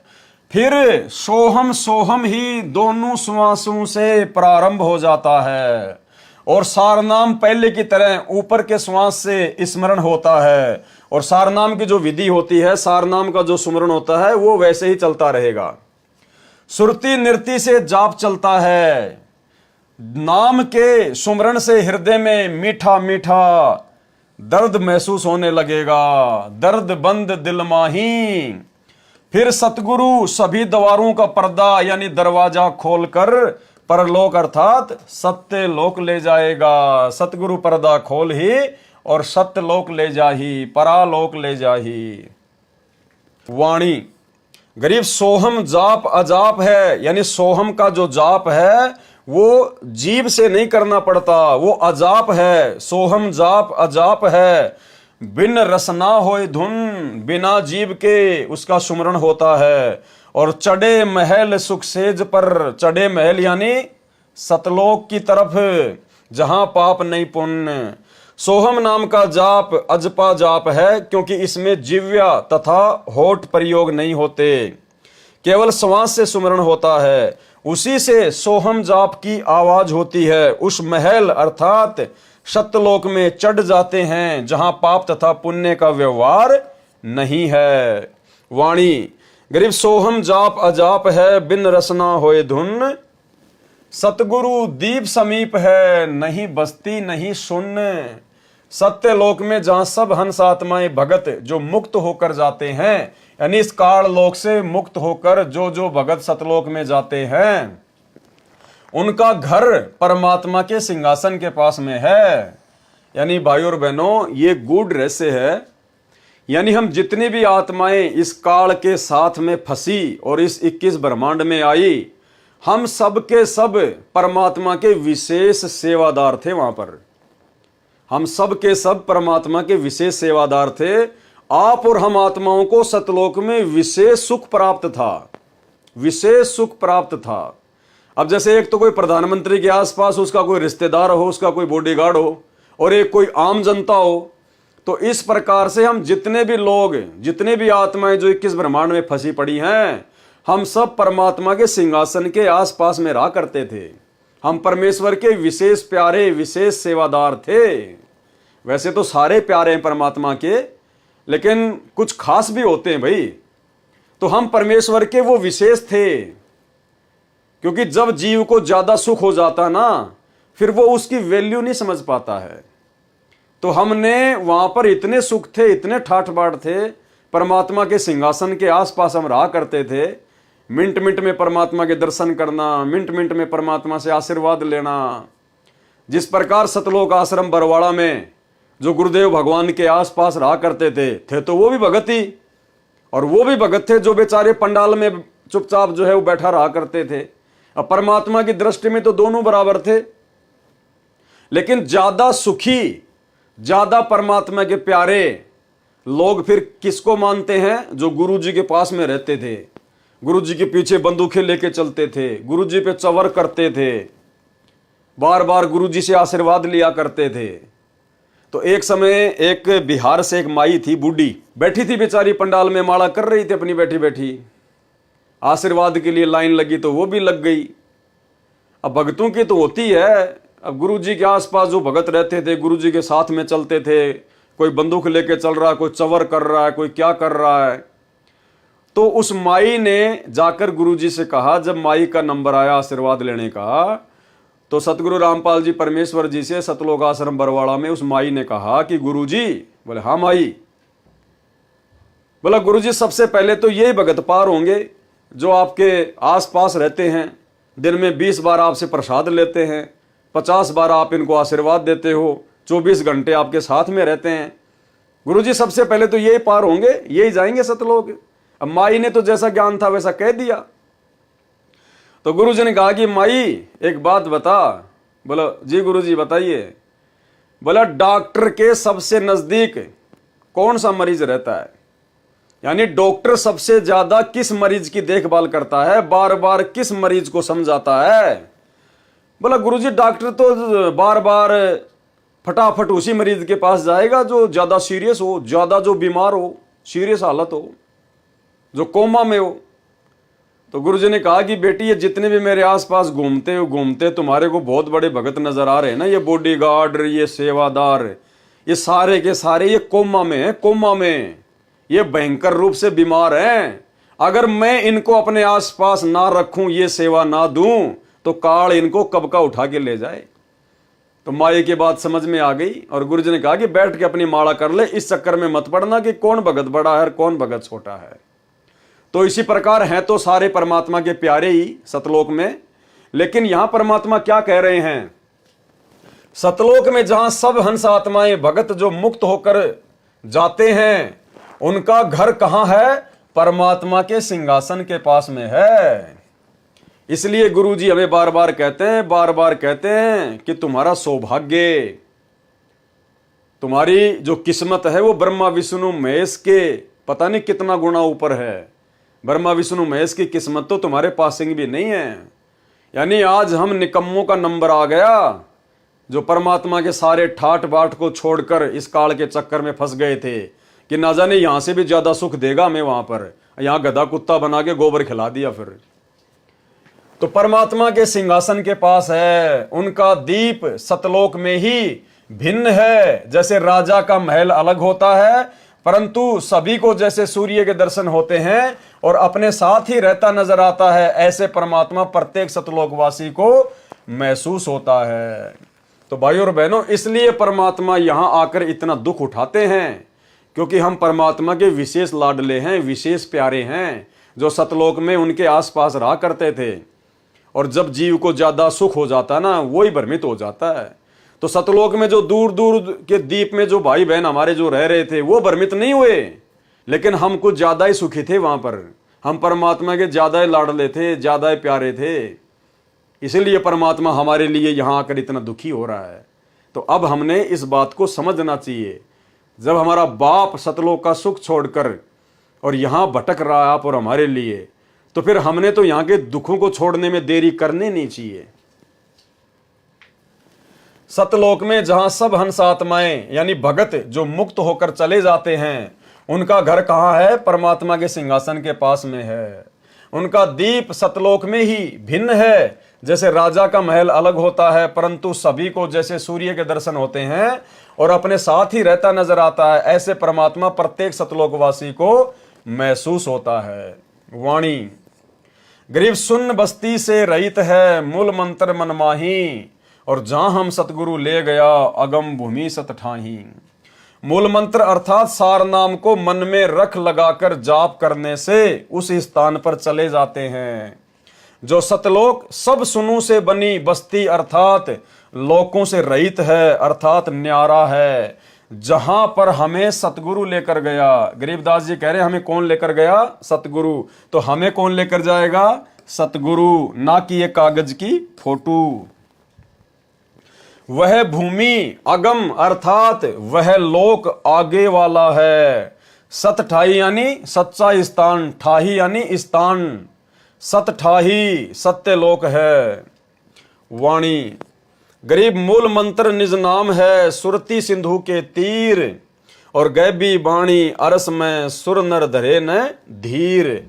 मूल मंत्र जो सार नाम है उसका जाप सुरती नृत्य से किया जाता है। गरीब मूल मंत्र निज सार है यानी वो वास्तविक नाम है मूल मंत्र, और सुरती सिंधु के तीर यानी सुरती और नृत्य से उसका जाप किया जाता है, बड़े ध्यान से उसका जाप किया जाता है।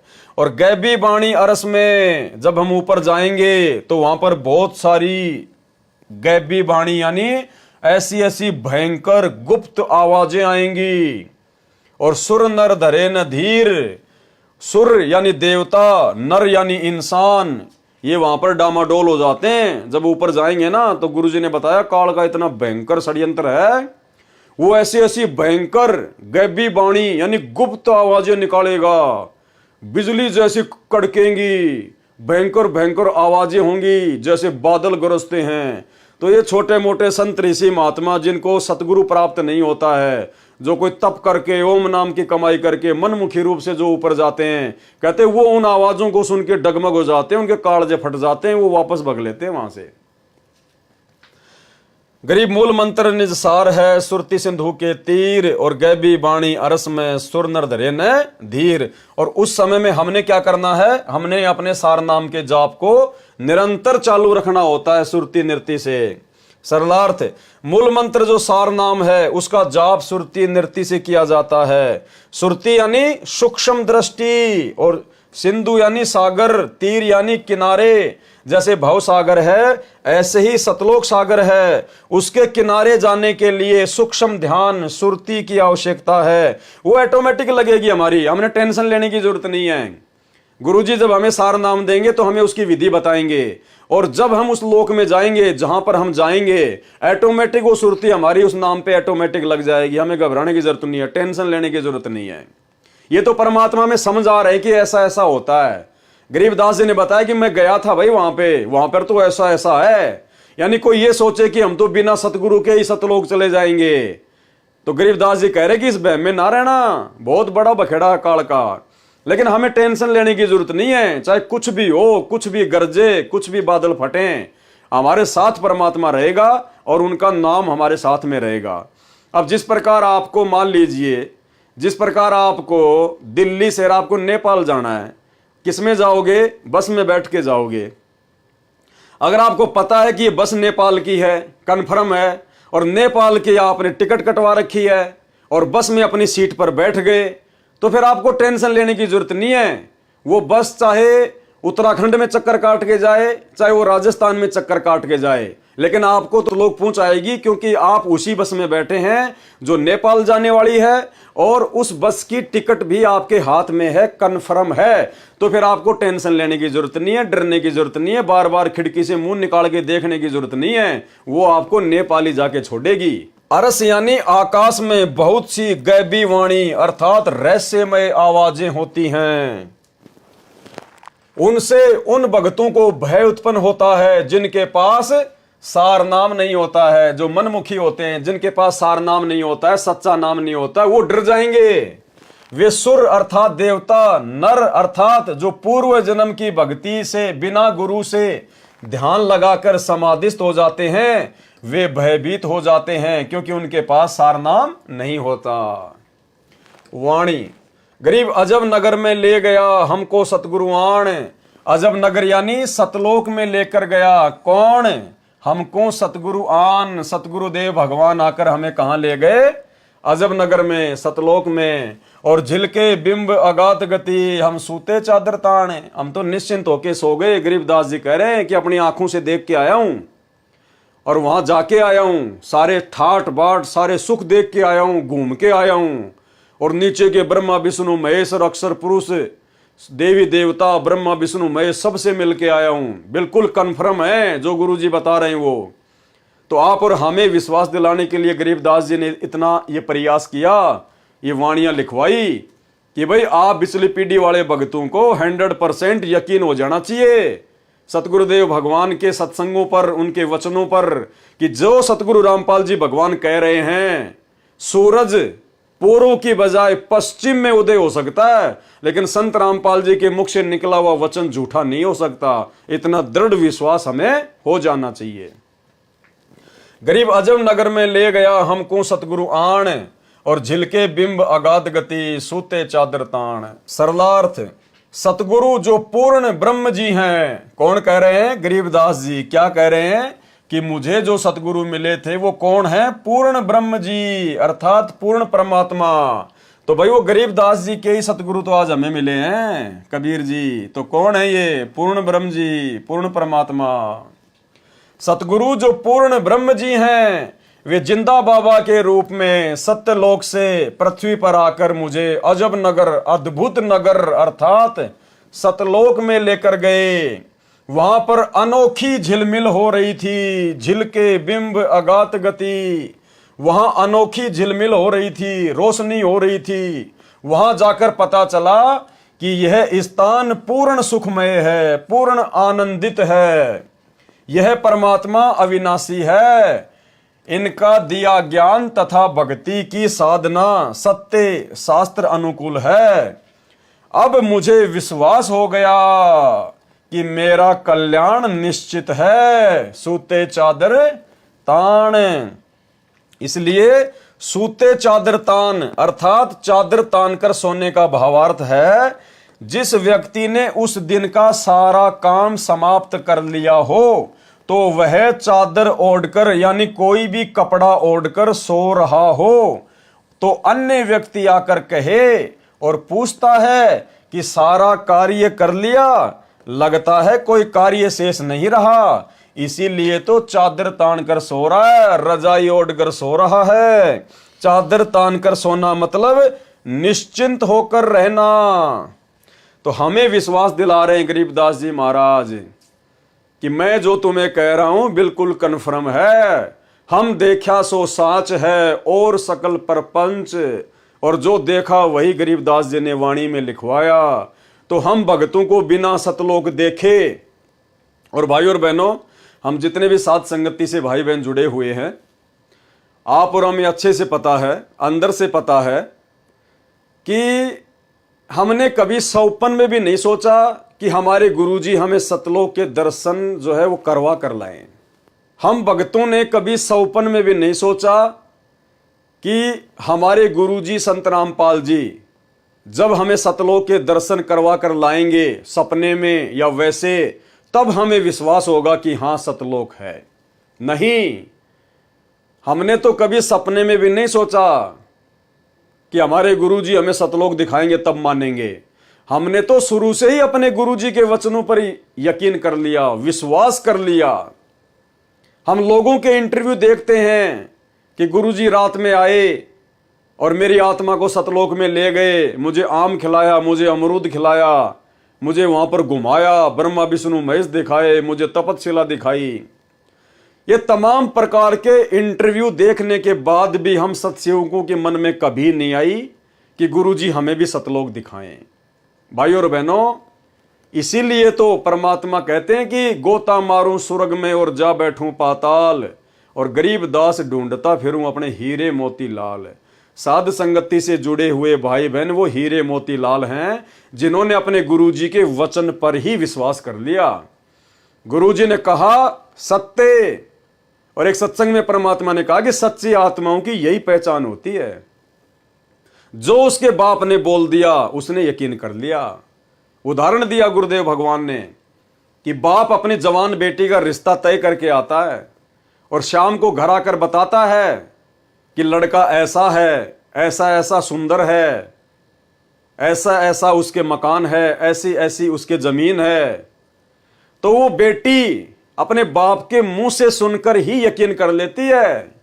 वो बेटी अपने बाप से ये नहीं कहती कि मुझे दिखा के लेके आ, क्योंकि उस बेटी को अपने बाप पे यकीन है कि मेरा बाप जो भी कुछ करेगा मेरे अच्छे भविष्य के लिए करेगा। वो बेटी कोई प्रश्न चिन्ह नहीं उठाती, कोई सवाल नहीं करती, कोई ऑब्जेक्शन नहीं करती, और उसको पक्का विश्वास होता है कि जैसा मेरे बाप ने कहा वैसा ही मुझे वहां का घर बार मिलेगा, मुझे मेरा होने वाला पति मिलेगा। तो भाइयों और बहनों, ये अच्छी आत्मा की पहचान बताई परमात्मा ने। तो ये केवल साध संगत से जुड़े हुए भाई बहन हैं, जिन्होंने कभी सौपन में भी ये नहीं सोचा, कभी भी ये जिद नहीं करी कि गुरुजी हमें भी सतलोक दिखा कर लाएं। अरे हमारे बाप सतलोक से तो आए, ये सतलोक के तो राजा हैं, सतलोक के शहंशाह हैं, और ये तो सतवादी है, झूठ तो इनके आसपास भी नहीं है। सतवादी के चरणों की मैं सिर पर डारूं धूर, और 84 निश्चय मिटे पहुंचूं तख्त हजूर। अगर हम अपने बाप पर ही शंका करेंगे तो लाख जन्म भी सतलोक नहीं जा पाएंगे। तो आप और हम वो आत्मा हैं जिन्होंने सतगुरु के वचन पर विश्वास किया, और उसका ये परिणाम मिला, उसका ये फल मिला कि सतगुरु ने हमें सतलोक जाने के ट्रेनिंग सेंटर साध संगति से जोड़ दिया। वाणी गरीब अगम अनाहद दीप है, अगम अनाहद यानी आगे के लोगों के आगे वो दीप है, सतलोक है। अगम अनाहद लोक, अगम अनाहद गवन है, अगम अनाहद मोख। यानी भाइयों और बहनों, ये जो वाणियां हैं, ये जो शब्द हैं, ये कई बार जब हम इनको रिपीट करेंगे, पढ़ेंगे, तब जाके इनका सरलार्थ हमारे समझ में आएगा।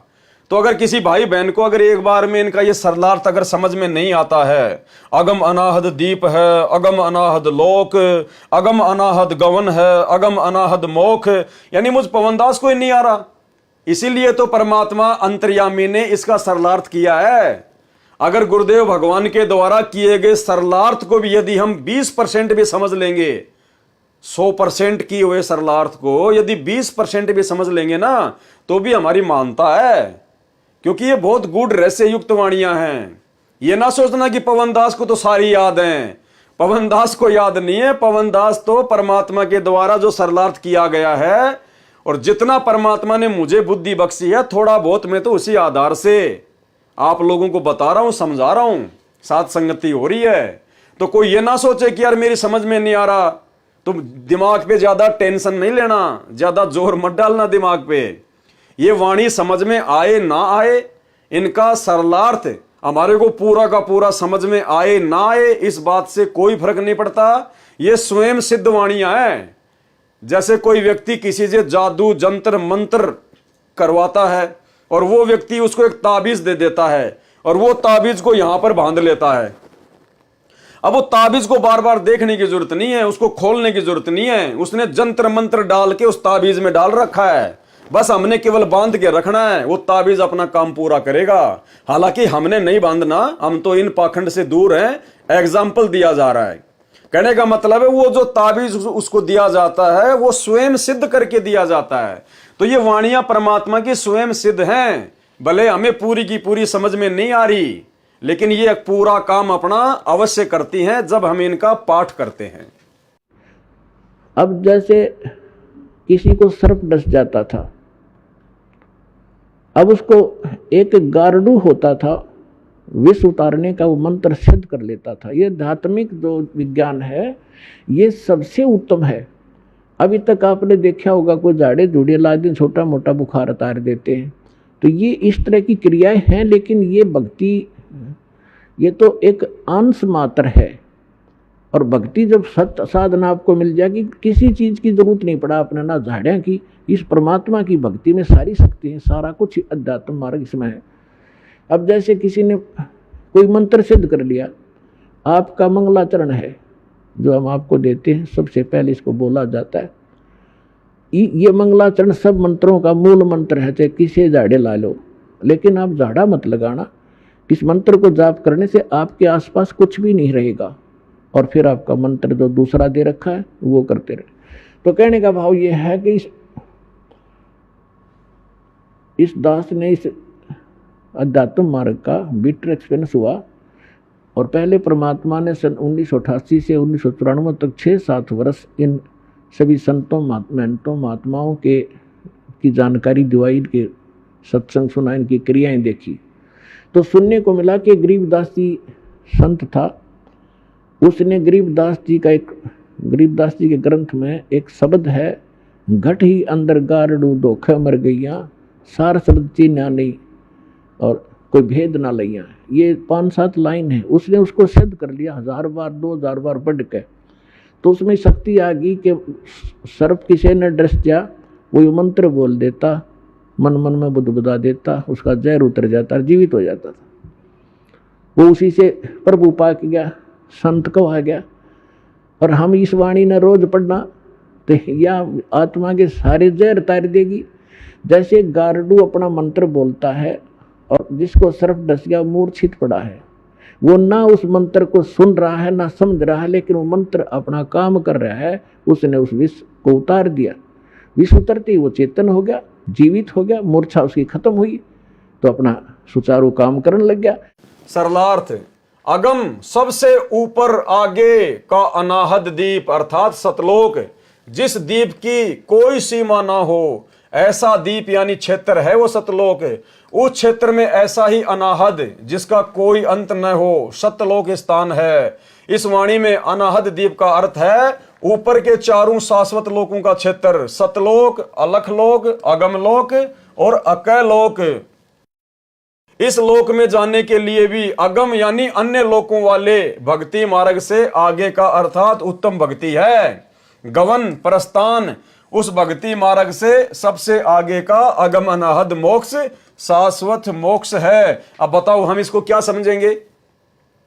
गुरुजी ने यथार्थ अनुवाद कर दिया, उसके बाद भी हमारे दिमाग में 5% भी नहीं आई।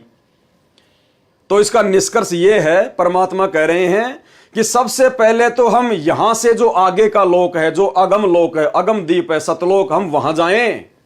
और वहां जाने के बाद फिर ऊपर के जो 3 लोक और हैं, सतलोक के ऊपर अगम लोक, अलक लोक, अकय लोक, फिर वहां जाने के लिए भी भक्ति करनी पड़ती है। वैसे तो सतलोक में ही सारे सुख हैं, भले आप ऊपर की भक्ति ना करो, वहां आपका जन्म मरण नहीं होगा, बुढ़ापा नहीं होगा, कोई रोग नहीं होगा, किसी प्रकार की कोई कमी नहीं होगी, कोई काम नहीं करना पड़ेगा।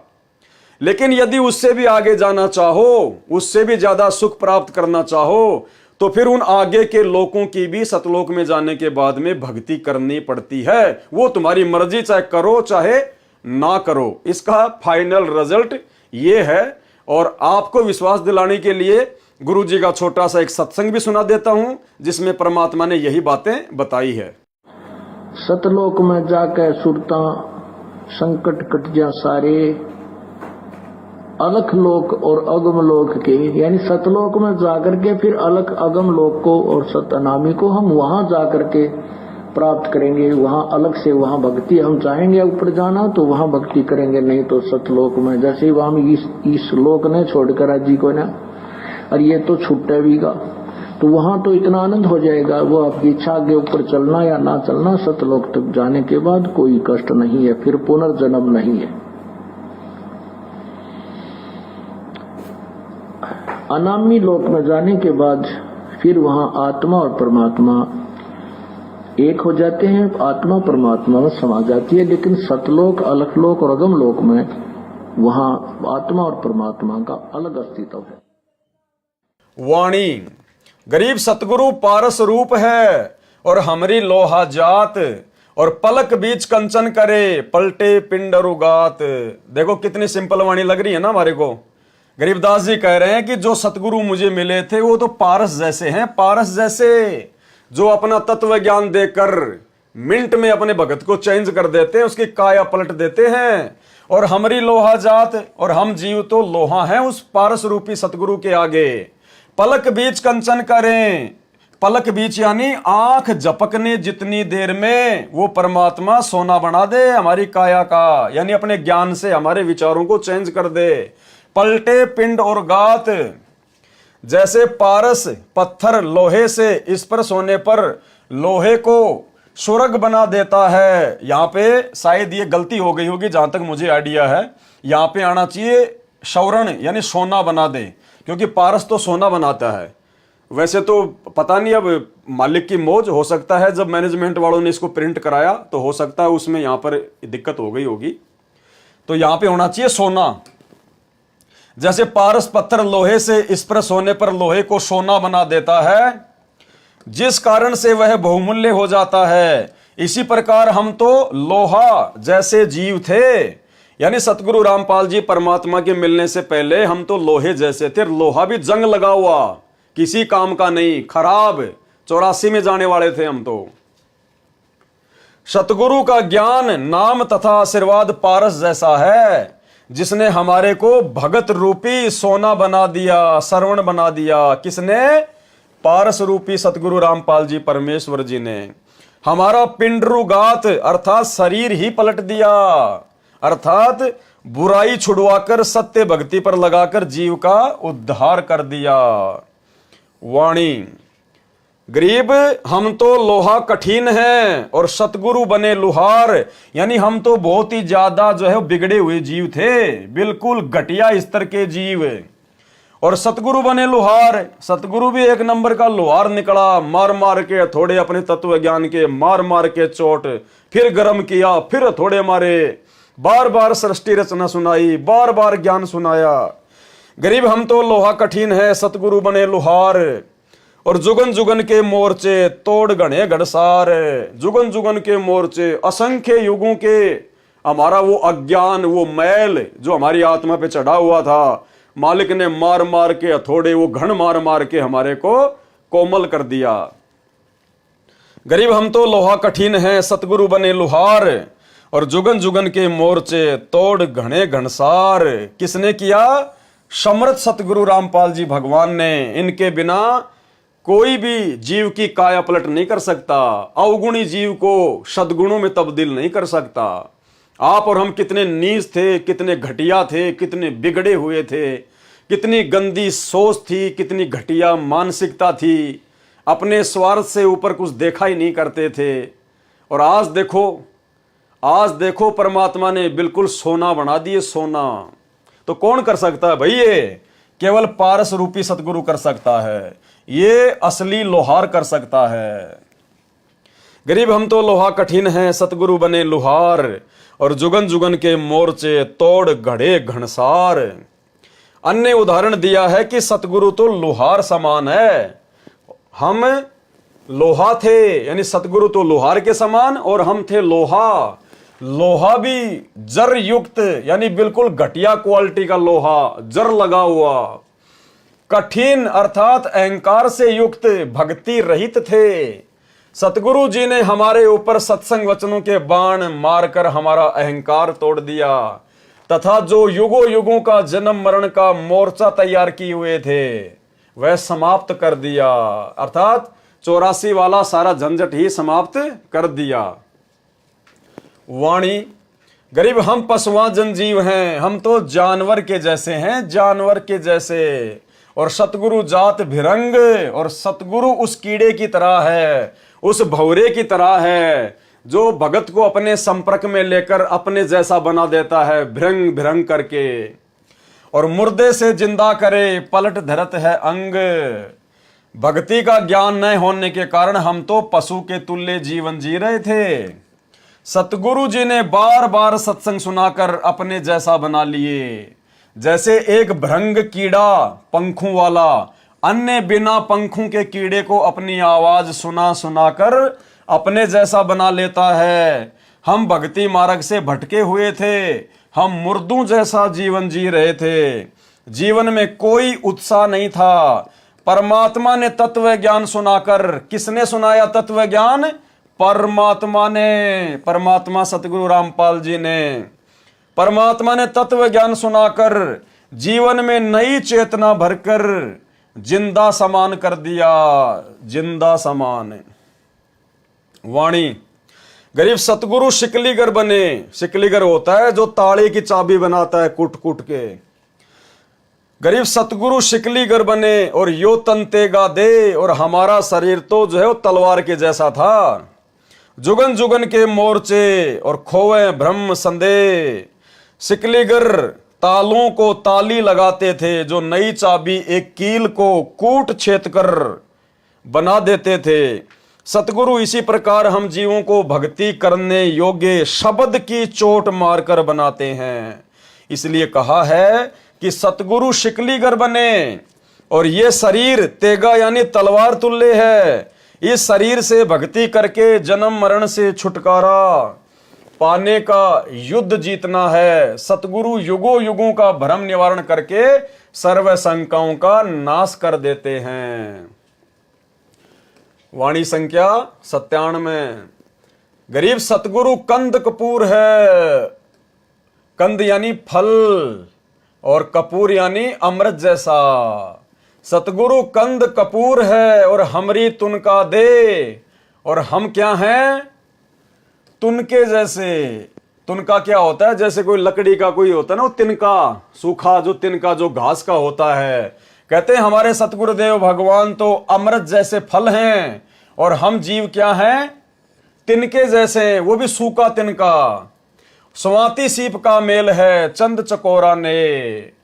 सतगुरु जी तो अमृत फल तुल्य है, हमारा शरीर तो तिनके तुल्य है। जैसे स्वाति नक्षत्र की वर्षा की बूंद सीप के मुंह में गिरने से मोती बन जाता है, ऐसे सतगुरु जी ने हमारे अंतःकरण रूपी सीप में यानी हमारे हृदय में सत्य साधना रूपी स्वाति की बूंद डाली, यानी अपना तत्व ज्ञान डाला, अपना उपदेश डाला, वो मंत्र डाले।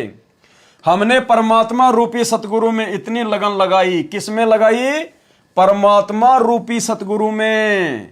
यानी ये स्वयं ही परमात्मा हैं जो सतगुरु का रोल कर रहे हैं। इसीलिए तो हमने इस फोटो को रिजेक्ट कर दिया, क्योंकि हमें परमात्मा रूपी सतगुरु की पहचान हो गई। हमने परमात्मा रूपी सतगुरु में इतनी लगन लगाई जैसे चकोर पक्षी चांद को देखने में लगाता है। गुरुदेव भगवान ने बताया कि एक चकोर नाम का पक्षी होता है जिसको चांद से बेहद लगाव होता है, बेहद प्रेम होता है। और वो चकोर नाम का पक्षी शाम के समय क्या करेगा? किसी ऐसे पेड़ पर बैठेगा जिसके ज्यादा टहनियां नहीं होती है, जिसके ज्यादा पत्ते नहीं होते हैं, सूखा पेड़ देखता है, ताकि मेरे और चांद के बीच में कोई डिस्टरबेंस ना हो। और जैसे चांद उगेगा एक टक उस पे नजर लगा लेगा, हटाएगा नहीं। और जैसे जैसे चांद ऊपर को आएगा वो बैठा बैठा उस पे नजर रखेगा, यूं यूं नजर रखेगा। चांद सीधा आएगा, वो चकोर पक्षी अपनी गर्दन यूं कर लेगा।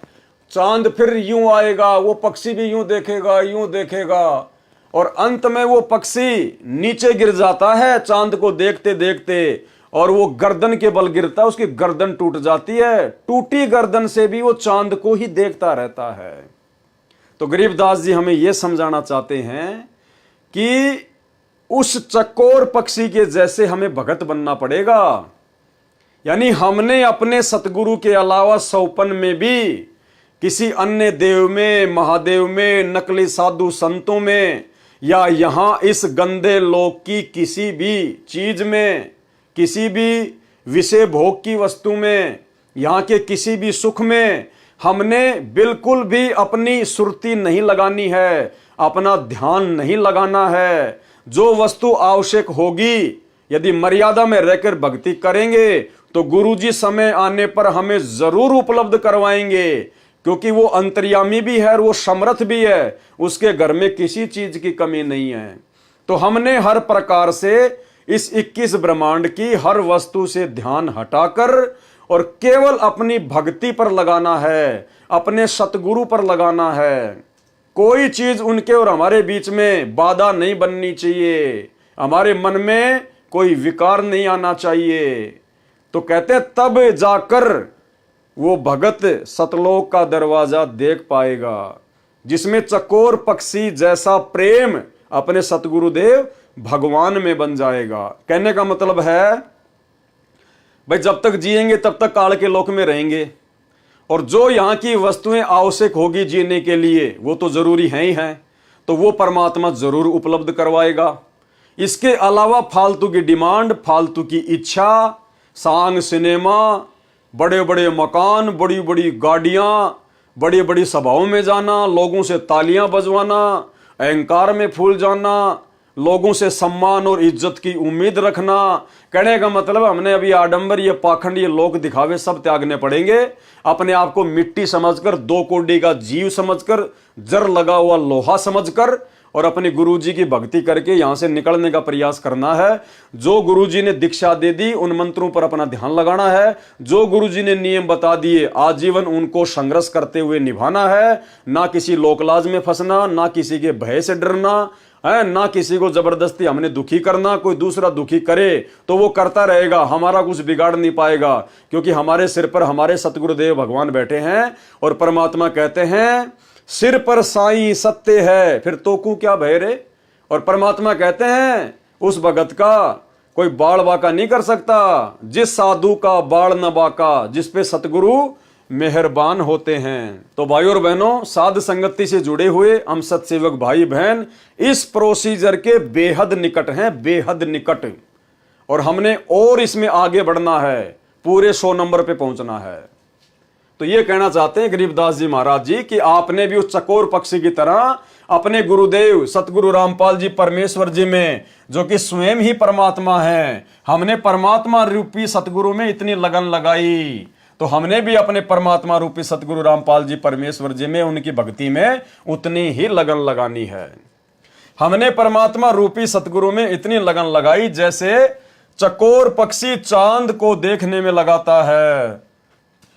एक टक रात्रि में उगते चांद को अस्त तक देखता रहता है, देखते देखते पेड़ से गिरकर गर्दन भी तुड़वा लेता है, परंतु नजर फिर भी चांद को देख रही होती है। ऐसी लगन परमात्मा में लगाकर मोक्ष प्राप्त किया। वाणी गरीब ऐसा सतगुरु सेइये, यानी ऐसे सतगुरु की पूजा कीजिए। बेग उधारे हंस, जो हंस को यानी भगत को बहुत जल्दी सतलोक पहुंचा दे, उसका उद्धार कर दे। और भव सागर आवे नहीं, फिर वापस इस भव सागर में 21 ब्रह्मांड में नहीं आना। और जोरा काल विध्वंस, और ना ही फिर हमारे ऊपर इस जोरा यानी इस मौत का और काल का किसी प्रकार का कोई भी जोर नहीं चलेगा। हम फिर बार बार जन्म और मरण में नहीं आएंगे। गरीब ऐसा सतगुरु से ये बेग उदारे हंस, भव सागर आवे नहीं, जोरा काल विध्वंस, यानी इस काल और इस मृत्यु के विध्वंस में फिर हम वापस नहीं फंसेंगे। भव सागर आवे नहीं। सरलार्थ ऐसा सतगुरु कीजिए जो शीघ्र कल्याण करे। हंस रूपी भगत को संदेश दिया है, आगे कहा है कि फिर संसार सागर में पुनः जन्म नहीं लेता। सतगुरु जोरा अर्थात मौत और काल को समाप्त कर देता है, पूर्ण मोक्ष प्राप्त करवाता है। वाणी गरीब पट्टन नगरी घर करे, पट्टन नगरी यानी सतलोक, कि अब भगत ने सतलोक में अपना निवास स्थान बना लेना चाहिए, अपना घर कर लेना चाहिए सतलोक में। गरीब पट्टन नगरी घर करे, गगन मंडल गैनार, अलल पंख ज्यों संचरे, सतगुरु अधम उधार। सरलार्थ सत्य साधना से उस पट्टन नगरी सतलोक में घर करें, निवास स्थान प्राप्त करता है, जो गगन मंडल में अर्थात पर्वत जैसा ऊंचा महल है।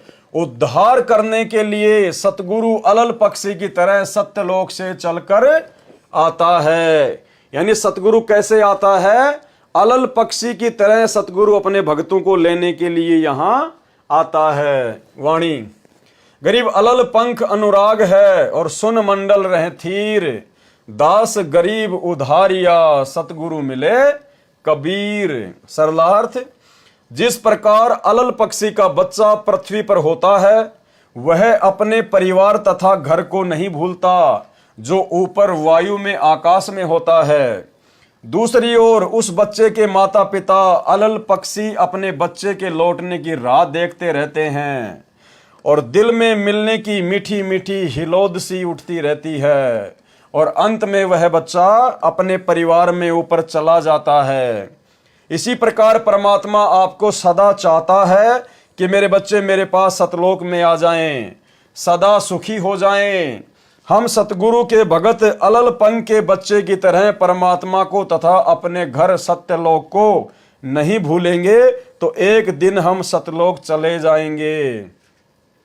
संत गरीबदास जी ने कहा है कि मेरा उद्धार भी इसी विधि से हुआ है। मुझे सतगुरु कबीर जी ही मिले। कौन मिले? सतगुरु कबीर जी मिले। तो भाई हमें कौन मिला फिर आज? वही सतगुरु कबीर जी मिला है। इसलिए हमने इस कागज की फोटो को सतगुरु मानना छोड़ दिया है। तो भाई और बहनों, आज के वीडियो में केवल इतना ही। कल रात्रि 9 बजे जो वीडियो लाइव चलेगा उसमें फिर हम आगे से शुरू करेंगे, जो कि साहिब कबीर जी की वाणी गुरुदेव के अंग से शुरू होगा। तो भाई और बहनों, बहुत बड़ी दया है, बहुत बड़ी मेहर है परमात्मा की। और जब तक हमारे गुरुदेव भगवान हिसार जेल से नहीं आ जाते हैं तब तक वे यही चाहते हैं कि मेरे बच्चे इसी प्रकार से अपने विश्वास को दृढ़ करके भक्ति मार्ग पर लगे रहे। उसके लिए परमात्मा ही सारी योजना तय करता है। ये परमात्मा की योजना के तहत ही ये भक्ति बोध पुस्तक का सरलार्थ किया जा रहा है। सरलार्थ के ऊपर वीडियो बनाए जा रहे हैं ताकि हम भक्तों का जी लगा रहे, हमारा मन परमात्मा के चरणों में लगा रहे। गुरुदेव भगवान चाहते हैं जब तक मैं हिसार जेल से अपना मिशन पूरा करके, अपनी लीला पूरी करके वापस नहीं आ जाता हूं, तब तक आप मेरे हीरे मोती लाल, मेरे बच्चे इसी प्रकार से मेरे सत्संगों के ऊपर, मेरी पुस्तकों के ऊपर ज्ञान चर्चा करके, साध संगति के माध्यम से अपने विश्वास को दृढ़ बनाकर भक्ति मार्ग पर लगे रहना। काल तुम्हें डगमग करने का प्रयास करेगा, क्योंकि आने वाले समय में भाई और बहनों परिस्थितियां बिगड़ेंगी और वो समय अब बहुत बेहद दिन ब दिन नजदीक आता जा रहा है। क्योंकि 2028 का समय आप सबको पता है। ज्ञान गंगा पुस्तक में नास्त्रदमस की भविष्यवाणी में स्वयं सतगुरु रामपाल जी परमेश्वर जी ने युग परिवर्तन का समय निर्धारित किया हुआ है। और उस युग परिवर्तन से पहले भाई और बहनों परमात्मा का आना भी मुश्किल है, क्योंकि उस समय से पहले दुनिया को परमात्मा की आवश्यकता ही नहीं पड़ेगी। जब परिस्थितियां बिगड़ेंगी, ये काल और दुर्गा चारों तरफ से दुनिया को घेर लेगी। क्योंकि आभास तो उनको भी हो गया कि भाई वो परमात्मा धरती पर आया हुआ है। अब वो पहचान नहीं पा रहे, ये बात अलग है, क्योंकि सतगुरु तो समर्थ है। वो तो जिसको चाहेगा उसको अपना हाथ पकड़वाएगा, अपनी पहचान करवाएगा। अब जैसे सतगुरु की शरण में आने के बाद ही वो लाखों की संगत जो सतलोक आश्रम मैनेजमेंट हरियाणा से जुड़ी हुई है, वो ही अपने भगवान को नहीं पहचान पा रही। सतगुरु को तो अपना गुरु मान रही है और कागज की फोटो को भगवान मान रही है। उन आश्रमों में इस कागज की फोटो का प्रकट दिवस मनाया जाता है। तो सतगुरु ने जिसको शरण में ले लिया, अपना भेद बता दिया। जब वो लाखों भगत ही सतगुरु को नहीं पहचान पा रहे, तो काल बेचारा कहां से पहचानेगा। और परमात्मा ने जिन अपने बच्चों से अपनी पहचान करवानी थी, उनको सत्संगति से जोड़ दिया। तो भाई और बहनों, समय विनाशक है, समय खतरनाक है। ये दुनिया तो देखो अपनी टांग तुड़वा कर मानेगी, और दुनिया की हम कोई गलती भी नहीं कह सकते, क्योंकि दुनिया को वो ज्ञान नहीं है जो ज्ञान गुरुजी ने आप और हमें दे दिया। तो भाई उनके जैसे संस्कार, उनके भक्ति संस्कार इतने मजबूत नहीं है कि भाई उनको परमात्मा अपनी शरण में ले सके। तो कहने का मतलब है, उस 8.5 अरब की जनसंख्या वाली दुनिया से और सतगुरु रामपाल जी परमेश्वर जी ने जिन लाखों को, करोड़ों को अपनी शरण में ले लिया, उन भक्तों में से सबसे विशेष आत्माएं, सबसे अच्छी आत्माएं परमात्मा ने साध संगति से जोड़ रखी है। इस बात का हमें कोई अहंकार या कोई अभिमान नहीं होना चाहिए, बल्कि हमें खुशी होनी चाहिए। और यह बात पता होने के बाद हमने उन सबसे ज्यादा मर्यादाओं पर ध्यान देना है कि ये परमात्मा, आपने जब इतनी बड़ी दया कर दी तो मुझ नीच ने भी आपके प्रत्येक वचन पर पूरी दृढ़ता के साथ में चलना है, खरा उतरना है। जब गुरुजी ने हमारे ऊपर इतना विश्वास किया है और छांट छांट कर साथ संगति से जोड़ा है, तो हमने गुरुदेव भगवान के विश्वास को तोड़ना नहीं है। जैसे हमारे गुरुदेव हैं और जैसा गुरुदेव भगवान आप और हमें भगत बनाना चाहते हैं, विनम्र, आधीन, प्रेमी, सच्चे मुच्चे, उसी प्रकार से भाई और बहनों हमने भगत बनना चाहिए। हमने कोशिश शुरू कर देनी चाहिए। और ये मौका आप और हमारे पास केवल उस समय तक है भगत बनने का, जब तक गुरुजी हिसार जेल से लीला समाप्त करके बाहर नहीं आ जाते हैं। देखो, उसके बाद तो पूरी दुनिया ही भगत नजर आएगी, ध्यान रखना। जिस प्रकार सतलोक आश्रमों में जब गुरुजी सत्संग करते थे तो सभी भगत नजर आते थे। जिसके भी गले में लॉकेट दिख जाता, सत्साई भगत जी, सत्साई भगत जी, झुक के प्रणाम करना, आदर देना, सम्मान देना, हंस के बात करना। भाई भगत क्या, ये तो बिल्कुल गजब का घोड़ा है, बिल्कुल भाई ये तो मतलब धन्ना जी बन गया। और जैसे बरवाला कांड हुआ और पता चला कि वहां साथ संगति हो रही है, वो ही भगत लेके लठ जो आश्रमों में सत्साई भगत जी, सत्साई भगत जी लेके लठ अपने भगत भाइयों को मारने आ रहा है। तो भाई और बहनों, भगतों की अभगतों की पहचान तो अब हो रही है। तो अब हमने वो भगत बनना है जैसा भगत बनाने के लिए गुरुजी सतलोक से आए हैं, और ये मौका दे दिया गुरुजी ने हमें साथ संगति से जोड़ के। और अब भी यदि हम नहीं समझेंगे, और थोड़ा बहुत जीवन हमारा, किसी का 20 साल, किसी के 25 साल, किसी का 30 साल, इतना ही है, क्योंकि 60-70 साल की तो उम्र ही है इंसान की अब, और 30-40-50 साल के हम हो गए, और ज्यादा से ज्यादा 20-25 साल जी लेंगे, इससे ज्यादा जीवन नहीं है। चलो 100 वर्ष मान लो कि भाई मैं 100 साल जीऊंगा। पहली बात तो ज्यादा जीवन जीने की इच्छा रखने वाला महामूर्ख भगत है। ये ज्ञान लेने के बाद तो ये होना चाहिए कि परमात्मा आज ही आ जाओ और आज ही ले चलो, क्योंकि बाकी तो परमात्मा संभालेगा बच्चों को, जो पूरी दुनिया संभाल रहा है। और भगत के बच्चों को तो परमात्मा विशेष तौर पर संभालेगा, अपने हाथों में रखेगा, परमात्मा गारंटी देता है। तो उसके बाद हमारी तो परमात्मा की वाणी के अनुसार पूरी इच्छा हो जानी चाहिए कि जीवन तो थोड़ा ही भला जय सत सुमरण होए, और लाख बरस का जीवना लेख धरे न कोई। तो भाई और बहनों, हमने तो इस कदर तैयार रहना है कि जैसे अगर आज गुरुजी आ जाएं अचानक कि चल बेटा सतलोक, तो भले पैर में चप्पल नहीं है, चप्पल भी पहनने की नहीं सोचनी, तन पे कपड़े हैं या नहीं हैं, पीछे बेटा बीमार है, बेटी बीमार है, या कोई काम बिगड़ रहा है, कोई मकान का काम चल रहा है, कुछ नहीं देखना, पीछे मुड़ के नहीं देखना। जब गुरुजी सामने खड़े विमान लेके और कह रहे हैं कि बेटा आ जा, तो नंगे पैर दौड़ के जहाज में बैठ जा। इस कदर हमने तैयार रहना है, तभी बात बनेगी भाई और बहनों। तो आज के यथार्थ भक्ति बोध के सरलार्थ में केवल इतना ही। कल रात्रि 9 बजे अगले वीडियो में गुरुदेव भगवान के आशीर्वाद से फिर हाजिर होंगे। और यदि आप नए जुड़े हैं इस वीडियो में, तो भाई और बहनों, जब तक आप पहले के 4-5 वीडियो नहीं देखोगे, जिनके लिंक ऊपर टाइटल में दिए हुए हैं, तब तक आपको ये बातें समझ में नहीं आएंगी। तो कल फिर मिलेंगे परमात्मा के आशीर्वाद से। गुरुदेव भगवान से आशीर्वाद लेते हैं, इजाजत लेते हैं। बंदी छोड़ सतगुरु रामपाल जी परमेश्वर जी की जय हो।